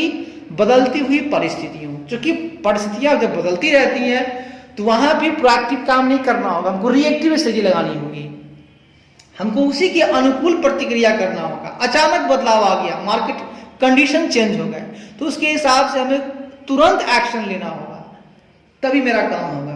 तो कहता है कि सक्रिय रणनीति एक योजनाबद्ध रणनीति है, जबकि प्रतिक्रियात्मक रणनीति बदलती परिस्थितियों के प्रति अनुकूली प्रतिक्रिया है।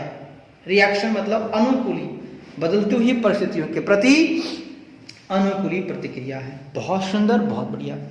ये सवाल आपका पूरी तरह से खत्म हो गया। अब आगे बढ़ेंगे, क्या करेंगे? छोटा सा क्वेश्चन और है, देख लेते तो मजा आ जाता। कम से कम 2-2 क्वेश्चन भी होगा तो थोड़ा सा एंजॉयमेंट मिलेगा। ये तो है अलविदा, ये तो है अलविदा, ये तो है अलविदा, हजारों में अकेला, ये तो है अलविदा, हजारों में अकेला, ये तो है अलविदा, हजारों में अकेला। ओए ओए ओए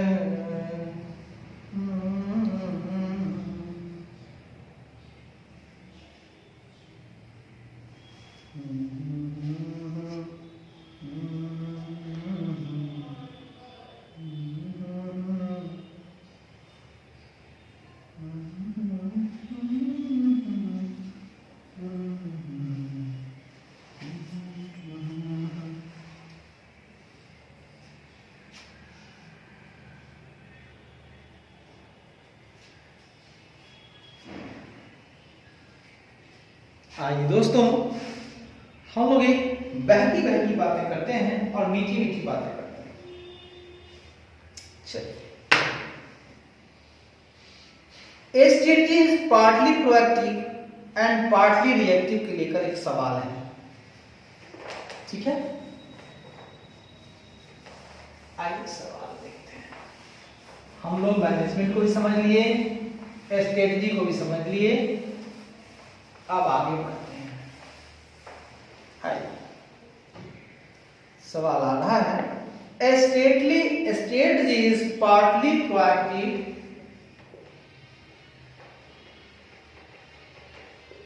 strategy is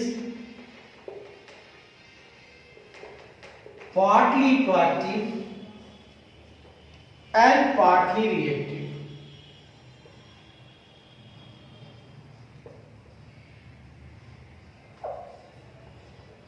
इसी पे सवाल कहता है कि रणनीति जो है दोस्तों आंशिक रूप से सक्रिय और आंशिक रूप से प्रतिक्रियात्मक है।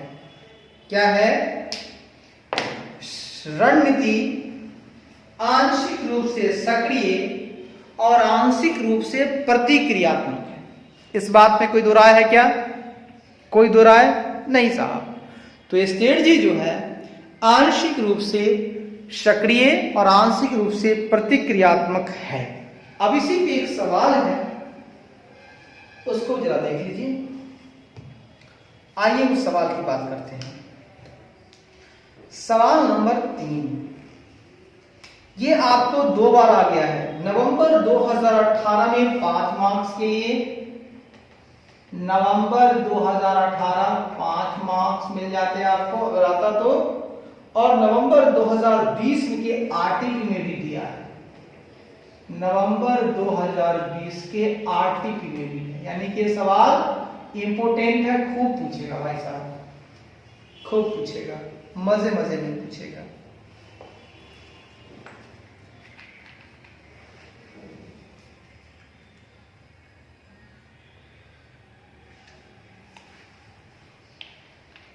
आइए देखते हैं सवाल को। कहता है क्वेश्चन नंबर 3, क्या कहता है सुनिएगा। A strategy is partly proactive A strategy is partly proactive and partly reactive and partly reactive. Do you agree? सवाल आपसे पूछ रहा हूं मैं, do you agree? Do you agree? Give reason for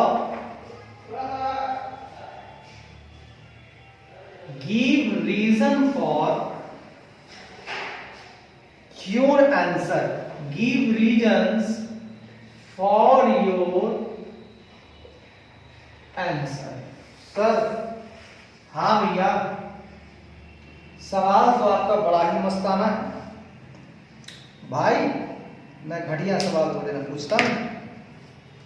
मेरा सवाल है दोस्तों क्वेश्चन नंबर 3 कि strategy is partly proactive and partly reactive. Do you agree? Give reasons for your answer. ये नवंबर 2018 में 5 मार्क्स के लिए पूछा गया था। तो कहा जाता है कि रणनीति आंशिक रूप से सक्रिय और आंशिक रूप से प्रतिक्रियाशील है या प्रतिक्रियात्मक है, जो कहना है कीजिए। रणनीति आंशिक रूप से सक्रिय और आंशिक रूप से प्रतिक्रियाशील होती है। क्या आप इससे सहमत हैं? Do you agree? क्या आप इससे सहमत हैं? अगर हैं या नहीं है वो बताइए, और अगर नहीं है तो भी रीजन दीजिए, अगर है तो भी रीजन। आपका क्या सहमति है? और आप सहमत हैं या नहीं है तो भी रीजन, नहीं है तो भी क्या वजह है? तो आप अपने उत्तर के लिए कारण बताएं। Give reasons for your answer. अपने उत्तर के लिए कारण बताएं। आइए कारण बताते हैं। कारण आइए देखते हैं। कहता है, इसको हम 7 पॉइंट में लिखेंगे। पहला पॉइंट देखिए इसका, yes A strategy is, yes a strategy is partly proactive, strategy is partly proactive and partly reactive and partly reactive. yes कोई दिक्कत नहीं है। क्या आपने बोला भैया पहले पॉइंट में? यस आपने बोला yes A strategy is partly proactive and partly reactive. हाँ भैया हाँ, मैं एज ए स्टूडेंट कह रहा हूं हाँ, रणनीति आंशिक रूप से सक्रिय और आंशिक रूप से प्रतिक्रियात्मक होती है। हाँ, रणनीति आंशिक रूप से सक्रिय और आंशिक रूप से प्रतिक्रियात्मक होती है, इसमें कोई डाउट नहीं है भैया। ठीक है, डाउट नहीं है तो अच्छी बात है।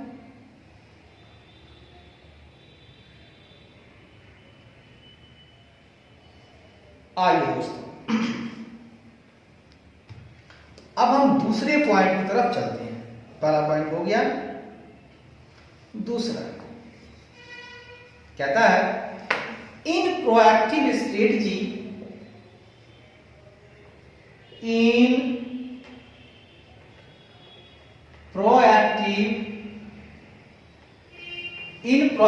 strategy organizations will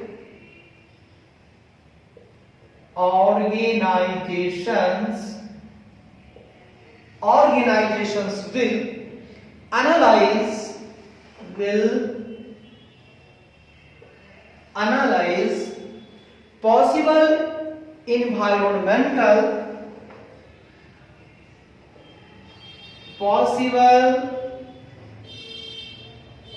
environmental scenarios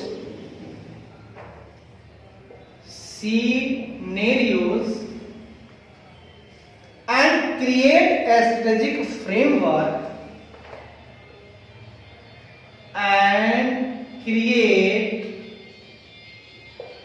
strategic framework after proper planning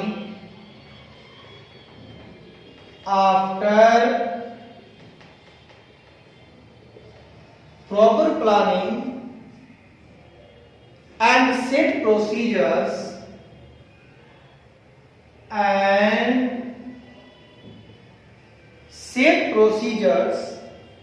and work on this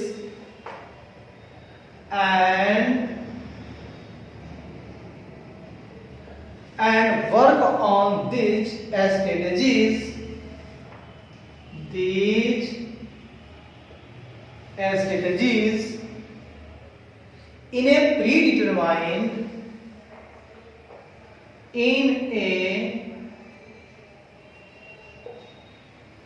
predetermined manner। Sir ये क्या बात हुई? देखिए मैंने क्या बात की। मैंने कहा in proactive strategy organizations will analyze possible environmental scenarios and create a strategic framework after proper planning and set procedures and work on these strategies in a predetermined manner। मैंने कहा दोस्तों,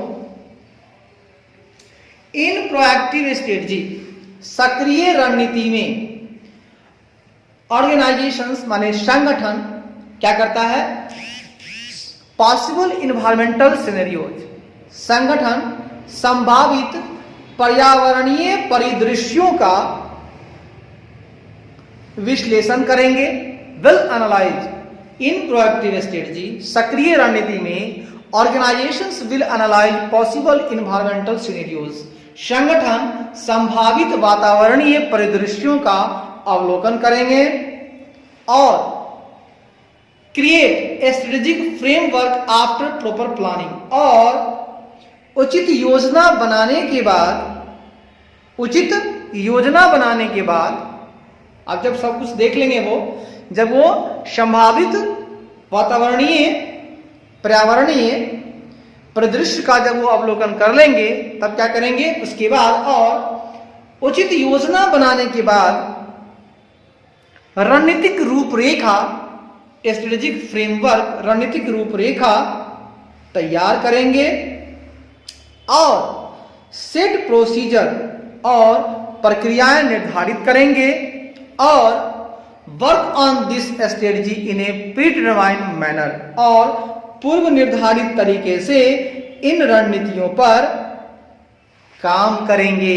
सर वाह भाई वाह, क्या बात कहा आपने। कहा इन प्रोएक्टिव स्ट्रेटजी सक्रिय रणनीति में संगठन पर्यावरणीय संभावित पर्यावरणीय परिदृश्यों का अवलोकन करेंगे और उचित योजना बनाने के बाद रणनीतिक रूपरेखा तैयार करेंगे, रणनीतिक रूपरेखा तैयार करेंगे और प्रक्रियाएं निर्धारित करेंगे और पूर्व निर्धारित तरीके से इस रणनीतियों पर काम करेंगे। इन प्रोएक्टिव स्ट्रेटजी मतलब क्या होता है सुनिएगा। सक्रिय रणनीति में करता क्या है संगठन क्या करता है, देखता है कि जो संभावित पर्यावरणीय परिदृश्य हैं उनका खूब अवलोकन करता है। जब वो अवलोकन कर लेता है तब क्या करता है कि उचित रूप से वो योजना बनाता है कि भैया यहाँ ये बात है। उचित योजना बनाने के बाद वो एक रणनीतिक रूपरेखा तैयार कर लेता है। जब वो रणनीतिक रूपरेखा तैयार कर लेता है तो उसके बाद वो प्रोसीजर बना देता है कि भैया कंपनी को ऐसे ऐसे काम करना है। वो प्रक्रियाएं निर्धारित कर देता है और जब प्रक्रियाएं निर्धारित हो जाती हैं तो उसी प्रक्रिया मतलब उसी डिटरमाइंड मैनर में, उसी पूर्व निर्धारित तरीके से अब वो इस रणनीति पर काम करेंगे, इन रणनीतियों पर काम करेंगे। सही बात है। प्रोएक्टिव में करना कुछ नहीं है, पहले इन्वायरमेंटल को एनालाइज कर लीजिए, फिर एक प्लानिंग बना लीजिए और प्लानिंग करने के बाद आप प्रोसीजर बना लीजिए कि हमको ऐसे काम करना। आज जो प्रोसीजर बना लिए हैं बस उसी प्रोसीजर पर आपको काम करना है। तो कहता है सक्रिय रणनीति में संगठन संभावित पर्यावरणीय परिदृश्यों का विश्लेषण करेंगे और उचित योजना बनाने के बाद रणनीतिक रूपरेखा तैयार करेंगे और प्रक्रियाएं निर्धारित करेंगे और पूर्व निर्धारित तरीके से इन रणनीतियों पर काम करेंगे। ठीक है ना, सही बात है। पहले इन्वायरमेंटल सिनेरियो को एनालाइज कर लीजिए। एनालाइज करने के बाद प्रॉपर प्लानिंग के साथ आप एक फ्रेमवर्क बना लीजिए, स्ट्रेटेजिक फ्रेमवर्क बना लीजिए।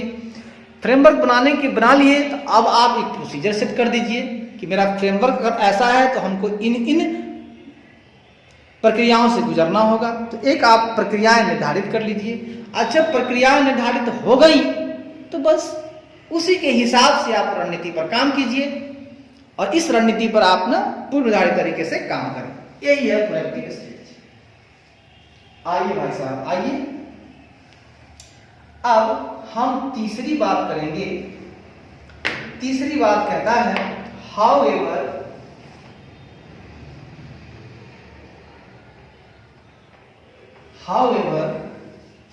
in reality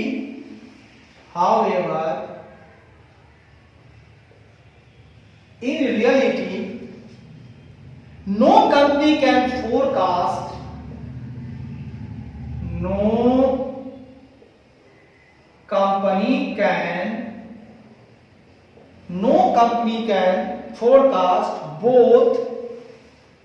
forecast both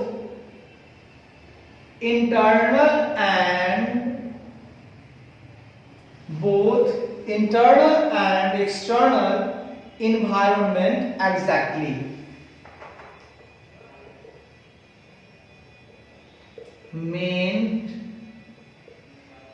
Exactly.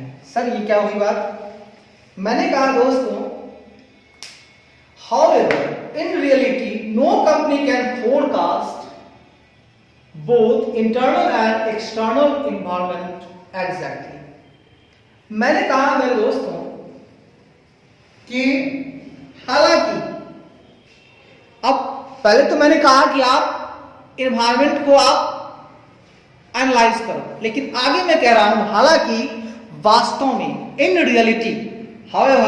Reality हालांकि वास्तव में नो कंपनी यानी कोई भी कंपनी इंटरनल एंड एक्सटर्नल कोई भी कंपनी आंतरिक और बाहरी बोथ दोनों आंतरिक और बाहरी दोनों ही तरह के है ना दोनों ही तरह के इन्वायरमेंट दोनों ही तरह के माहौल का एग्जैक्टली मतलब सटीक रूप से फोरकास्ट पूर्वानुमान नहीं लगा सकती है।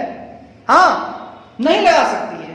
हाउएवर इन रियलिटी हालांकि वास्तव में नो कंपनी हालांकि वास्तव में कोई भी कंपनी आंतरिक और बाहरी दोनों माहौल को एग्जैक्टली, दोनों ही माहौल को सटीक, दोनों ही तरह के माहौल का सटीक पूर्वानुमान नहीं लगा सकती है कि हाँ यही होगा, ऐसा संभव नहीं है।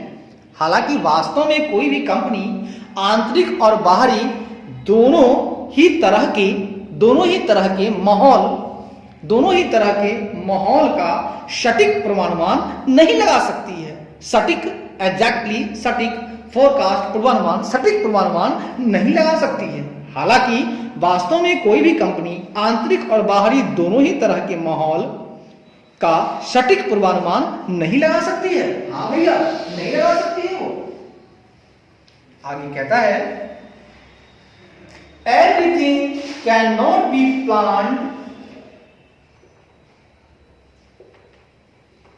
everything cannot be planned, everything cannot be planned in advance, cannot be planned in advance। मेरे प्यारे बच्चों, आगे ये कहा जा रहा है, सुन के लीजिएगा क्या कहा जा रहा है, सुनिए। कहता है दोस्तों, everything can not be planned in advance. Everything मतलब हर चीज, कैन नॉट बी प्लान्ड, हर चीज की योजना पहले से नहीं बनाई जा सकती। Yes my dear friends, everything can not be planned in advance मतलब हर चीज की योजना पहले से नहीं बनाई जा सकती। हाँ, चूंकि कभी भी क्या हो सकते हैं, तो हो सकते हैं आपको अनएंटिसिपेटेड इवेंट्स हो सकते हैं। आप की हर चीज की पूर्वानुमान नहीं लगा सकते हैं, हर चीज की जो योजना है आप पहले ही नहीं बनाई जा सकती। Everything can not be planned in advance, हर चीज की योजना पहले से नहीं बनाई जा सकती, पहले से नहीं बनाई जा सकती। आगे कहता है, it is not possible,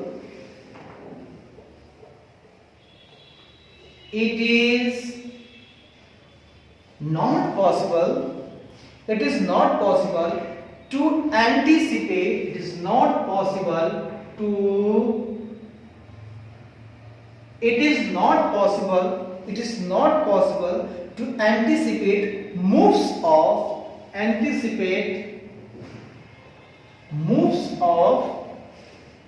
rival forms,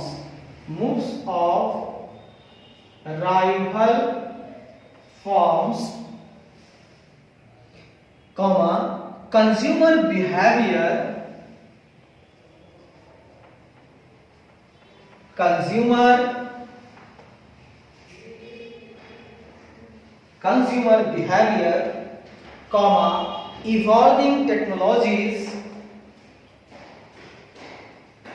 evolving technologies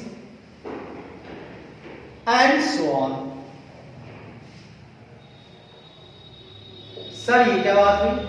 आगे मैंने कहा दोस्तों, it is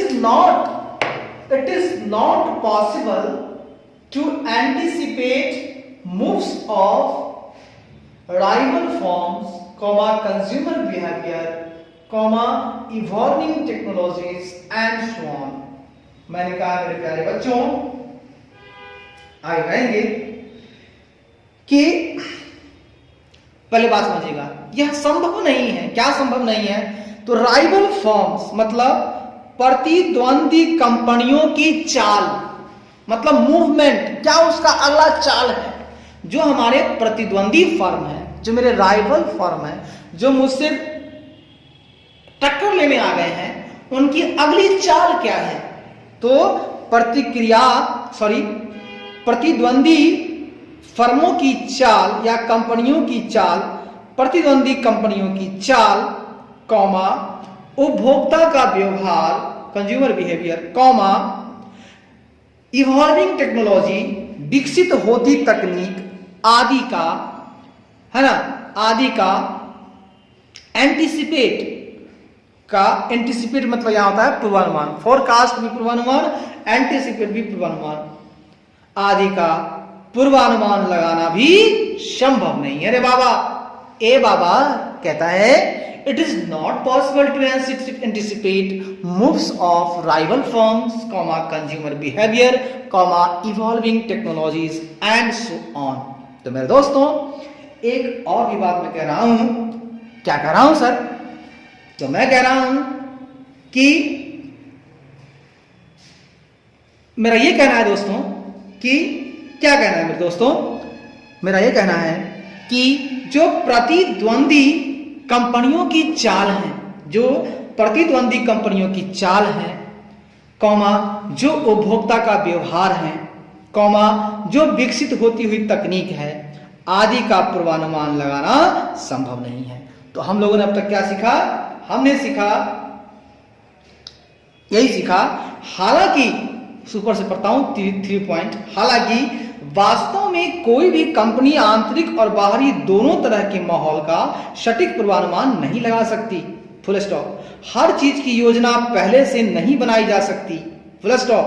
प्रतिद्वंदी कंपनियों की चाल, उपभोक्ता व्यवहार, विकसित होती तकनीक आदि का पूर्वानुमान लगाना संभव नहीं है। भाई साहब बहुत अच्छी बात कही आपने, बहुत प्यारी बात कही आपने।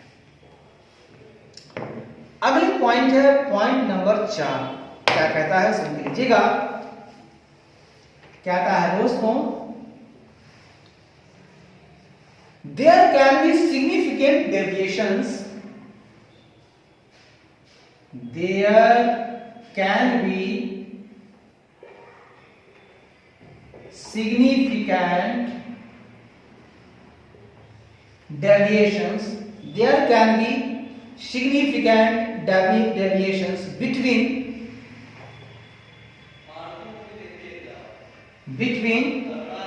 what was visualized, what was visualized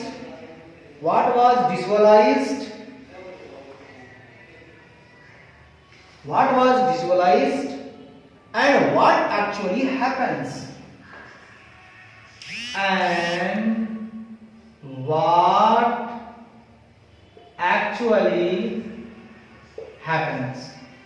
मेरे दोस्तों ये कहता है there can be significant deviations between what was visualized and what actually happens। मेरा कहना है दोस्तों 5वां नंबर में कहता है, सॉरी 4था नंबर में, कि बिटवीन क्या क्या, व्हाट वाज विजुअलाइज्ड मतलब जो कल्पना की गई थी, व्हाट वाज विजुअलाइज्ड जो कल्पना की गई थी, एंड व्हाट एक्चुअली हैपेंस और जो वास्तव में घटित हुआ, उसके बीच महत्वपूर्ण विचलन हो सकता है। अरे बाबा, स्ट्रेटजी बनाते समय हम लोगों ने जो कल्पना किया था, जो कल्पना की गई थी और जो वास्तव में घटित हुआ है आज हमारे बीच, तो उसके बीच महत्वपूर्ण विचलन हो सकता है। बिल्कुल हो सकता है, विचलन हो सकता है बाबा, रे बाबा बिल्कुल विचलन हो सकता है रे बाबा। उसके बाद आगे बढ़ेंगे। 5वां नंबर कहता है strategies need to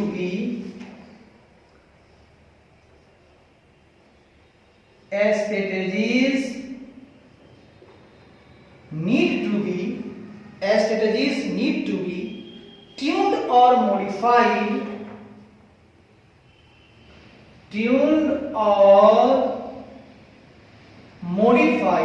need to be tuned or modified in the light of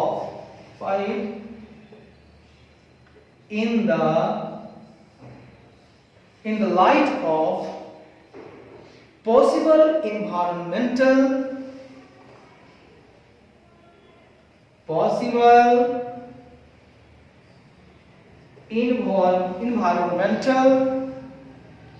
changes। Sir ये क्या बोला आपने? मैंने बोला दोस्तों strategies need to be tuned or modified in the light of possible environmental changes। कहता है मेरे दोस्तों कि जो पॉसिबल इन्वायरमेंटल चेंजेस हैं, संभावित जो पर्यावरणीय परिवर्तन है, उनके लाइट में मतलब के मद्देनजर, इन द लाइट ऑफ के मद्देनजर strategy need to be tuned, मद्देनजर रणनीतियों को समायोजित या संशोधित करने की आवश्यकता है। कहता है, ये हम बात कर रहे हैं रिएक्टिव की, है ना। तो strategy need to be tuned और मॉडिफाइड, मतलब रणनीतियों को समायोजित, ट्यून करना, समायोजन करना, उसमें एडजस्टमेंट करना, ट्यून करना, जैसे एफएम का ट्यूनिंग होता है ना। तो रणनीतियों को उसी तरह से हमें समायोजित करना होगा या संशोधित करना होगा। किसके मद्देनजर? मद्देनजर क्या है? संभावित पर्यावरणीय परिवर्तन। तो कहता है संभावित पर्यावरणीय परिवर्तनों के मद्देनजर रणनीतियों को समायोजित या संशोधित करने की आवश्यकता है। हाँ भैया, आपको चेंजेस करना होगा स्थिति में, हाँ, उसको मॉडिफाई करना होगा। तो देख रहे हो कि परिवर्तन हो रहा है ना, पर्यावरण में है कि पॉसिबिलिटी है, पॉसिबल परिवर्तन हो रहे हैं, तो उसके लाइट में, उसके मद्देनजर में आपको अपनी जो रणनीति बना रखी है उसको आपको समायोजित करना होगा और थोड़ा ही संशोधित भी करने की आवश्यकता होती है।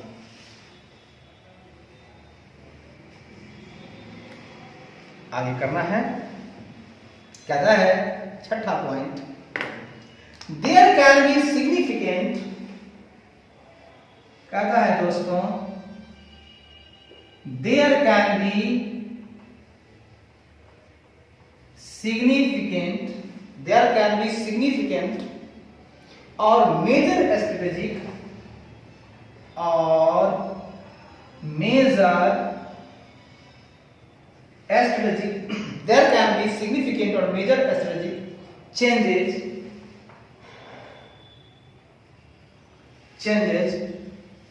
when the environment demands, when the environment demands।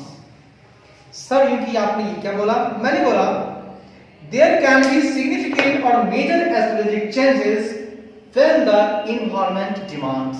मान लीजिए वातावरण मांग कर रहा है, जब पर्यावरण की मांग होती है, हाँ वो मांगता है, तो महत्वपूर्ण यानी कि सिग्निफिकेंट और मेजर मतलब बड़े, महत्वपूर्ण और बड़े रणनीतिक परिवर्तन, स्ट्रेटेजिक चेंजेस, रणनीतिक परिवर्तन हो सकते हैं। देयर कैन बी सिग्निफिकेंट और major strategic changes when the environment demands.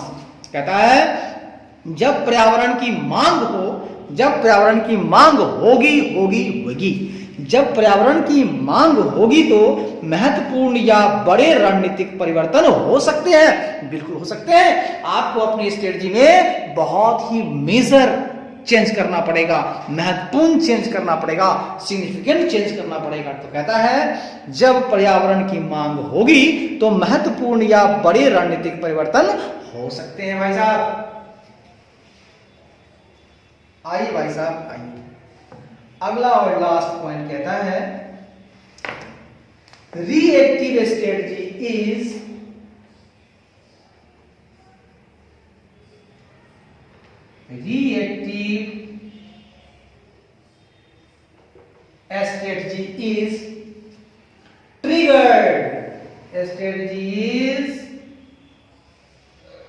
triggered by the changes in the environment, by the changes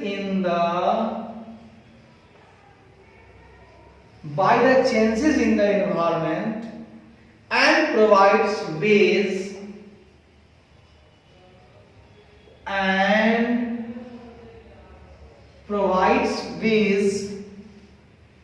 and means to cope with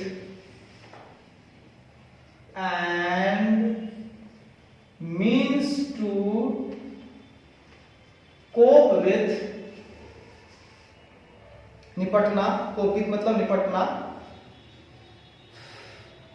the negative factors, cope with the negative factors or take advantage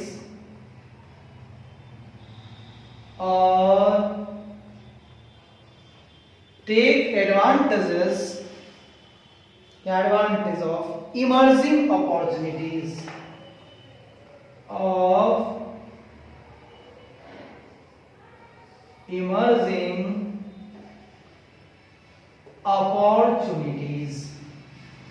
sir ये क्या बात बोली आपने, क्या बात सुनिए। मैंने कहा reactive strategy triggered by the changes in the environment and provides ways and means to cope with the negative factors or take advantage of emerging opportunities.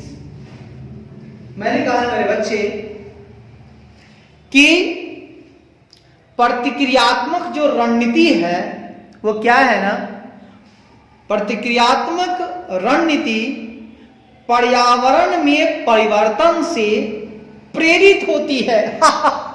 Triggered मतलब प्रेरित होना। तो कहता है प्रतिक्रियात्मक रणनीति पर्यावरण में परिवर्तन से प्रेरित होती है। Reactive strategy triggered by the changes in the environment. प्रतिक्रियात्मक रणनीति पर्यावरण में परिवर्तन से प्रेरित होती है और provide ways and means to cope with the negative factors, और नकारात्मक कारकों से निपटने या take advantage of emerging opportunities या उभरते अवसरों का लाभ उठाने के प्रोवाइड वेज, उठाने के तरीके और साधन, प्रोवाइड वेज एंड मीन्स तरीके और साधन प्रदान करती है। सर क्या बात बोले आपने कहा कि प्रतिक्रियात्मक रणनीति पर्यावरण में परिवर्तन से प्रेरित होती है और नकारात्मक कारकों से निपटने या उभरते अवसरों, इमर्जिंग अपॉर्चुनिटी, उभरते अवसरों का लाभ उठाने के तरीकों और साधन प्रदान करती है, उठाने के तरीके और साधन प्रदान करती है। आपने कहा प्रतिक्रियात्मक रणनीति पर्यावरण में परिवर्तन से प्रेरित होती है और नकारात्मक कारकों से निपटने और इमर्जिंग अपॉर्चुनिटी या उभरते अवसरों का लाभ उठाने के तरीके और साधन प्रदान करती है। वाह क्या बात बोले आपने कहा प्रतिक्रियात्मक रणनीति पर्यावरण में परिवर्तन से प्रेरित होती है और नकारात्मक कारकों से निपटने या उभरते अवसरों का लाभ उठाने के तरीके और साधन प्रदान करती है। तो मैंने कहा दोस्तों, हाँ स्ट्रेटजी जो है आंशिक रूप से सक्रिय और आंशिक रूप से प्रतिक्रियाशील है। फिर आपने कहा कि सक्रिय रणनीति में संगठन संभावित पर्यावरणीय परिदृश्यों का विश्लेषण करेंगे और उचित योजना बनाने के बाद रणनीतिक रूपरेखा तैयार करेंगे और प्रक्रियाएं निर्धारित करेंगे और पूर्व निर्धारित तरीके से इन रणनीतियों पर काम करेंगे। अगला पॉइंट कहता है, हालांकि वास्तव में कोई भी कंपनी आंतरिक और बाहरी दोनों ही तरह के माहौल का सटीक पूर्वानुमान नहीं लगा सकती। Full stop. हर चीज की योजना पहले से नहीं बनाई जा सकती। Full stop. प्रतिद्वंदी कंपनियों की चाल, उपभोक्ता व्यवहार, विकसित होती तकनीक आदि का पूर्वानुमान लगाना संभव नहीं है। Full stop. अगली लाइन कहता है, अगला पॉइंट, जो कल्पना की गई थी और जो वास्तव में घटित हुआ उसके बीच महत्वपूर्ण विचलन हो सकता है भाई साहब। अगला पॉइंट कहता है, संभावित पर्यावरणीय परिवर्तनों के मद्देनजर रणनीतियों को समायोजित या संशोधित करने की आवश्यकता है सर। अगला पॉइंट कहता है, जब पर्यावरण की मांग होगी तो महत्वपूर्ण या बड़े रणनीतिक परिवर्तन हो सकते हैं। बिल्कुल सही बात है। और अगली लाइन कहता है, प्रतिक्रियात्मक रणनीति पर्यावरण में परिवर्तन से प्रेरित होती है और नकारात्मक कारकों से निपटने या उभरते अवसरों का लाभ उठाने के तरीके और साधन प्रदान करती है। इस तरह से सवाल का जवाब मिल गया कि strategy partly proactive and partly reactive. Sir बहुत अच्छा, बहुत मजा आया आपके साथ समय बिता करके, दिल मेरा बाग बाग हो गया। और फिर आप गाना गाइएगा, यूं ही तुम मुझसे बात करती हो, यूं ही तुम मुझसे बात करती हो, या कोई प्यार का इरादा है, अदाएं दिल की जानता ही नहीं, अदाएं दिल की जानता ही नहीं। मेरा हमदम भी कितना प्यारा है, मुझसे बात करती हो। वाह दोस्त वाह। जहां रहिए खुश रहिए, मुस्कुराते रहिए, गुनगुनाते रहिए। मेरा एक कहना है, तुम मुझे वक्त दो, मैं तुम्हें ड्यूटी दूंगा। आगे बढ़ते हुए मैं कह रहा हूं वंदे मातरम, मतलब देश के लिए जीना है, देश के लिए मरना है। वंदे मातरम, वंदे मातरम। जय हिंद, जय भारत। हम जिएंगे और मरेंगे ऐ वतन तेरे लिए, दिल दिया है जान भी देंगे ऐ वतन तेरे लिए। मेरा एक ही कहना है दोस्तों, सफलता एक दिन में नहीं आती है, ज्ञान एक दिन में नहीं आता है। हमें असफलताओं से डरना नहीं है, अनसक्सेस से डरना नहीं है, बल्कि हमें एक एक कदम, एक एक कदम, एक एक सीढ़ी धीरे धीरे चलना है, लेकिन चलते रहना है, कंसिस्टेंट चलना है, लगातार चलना है, मंजिल मिलेगी। धन्यवाद।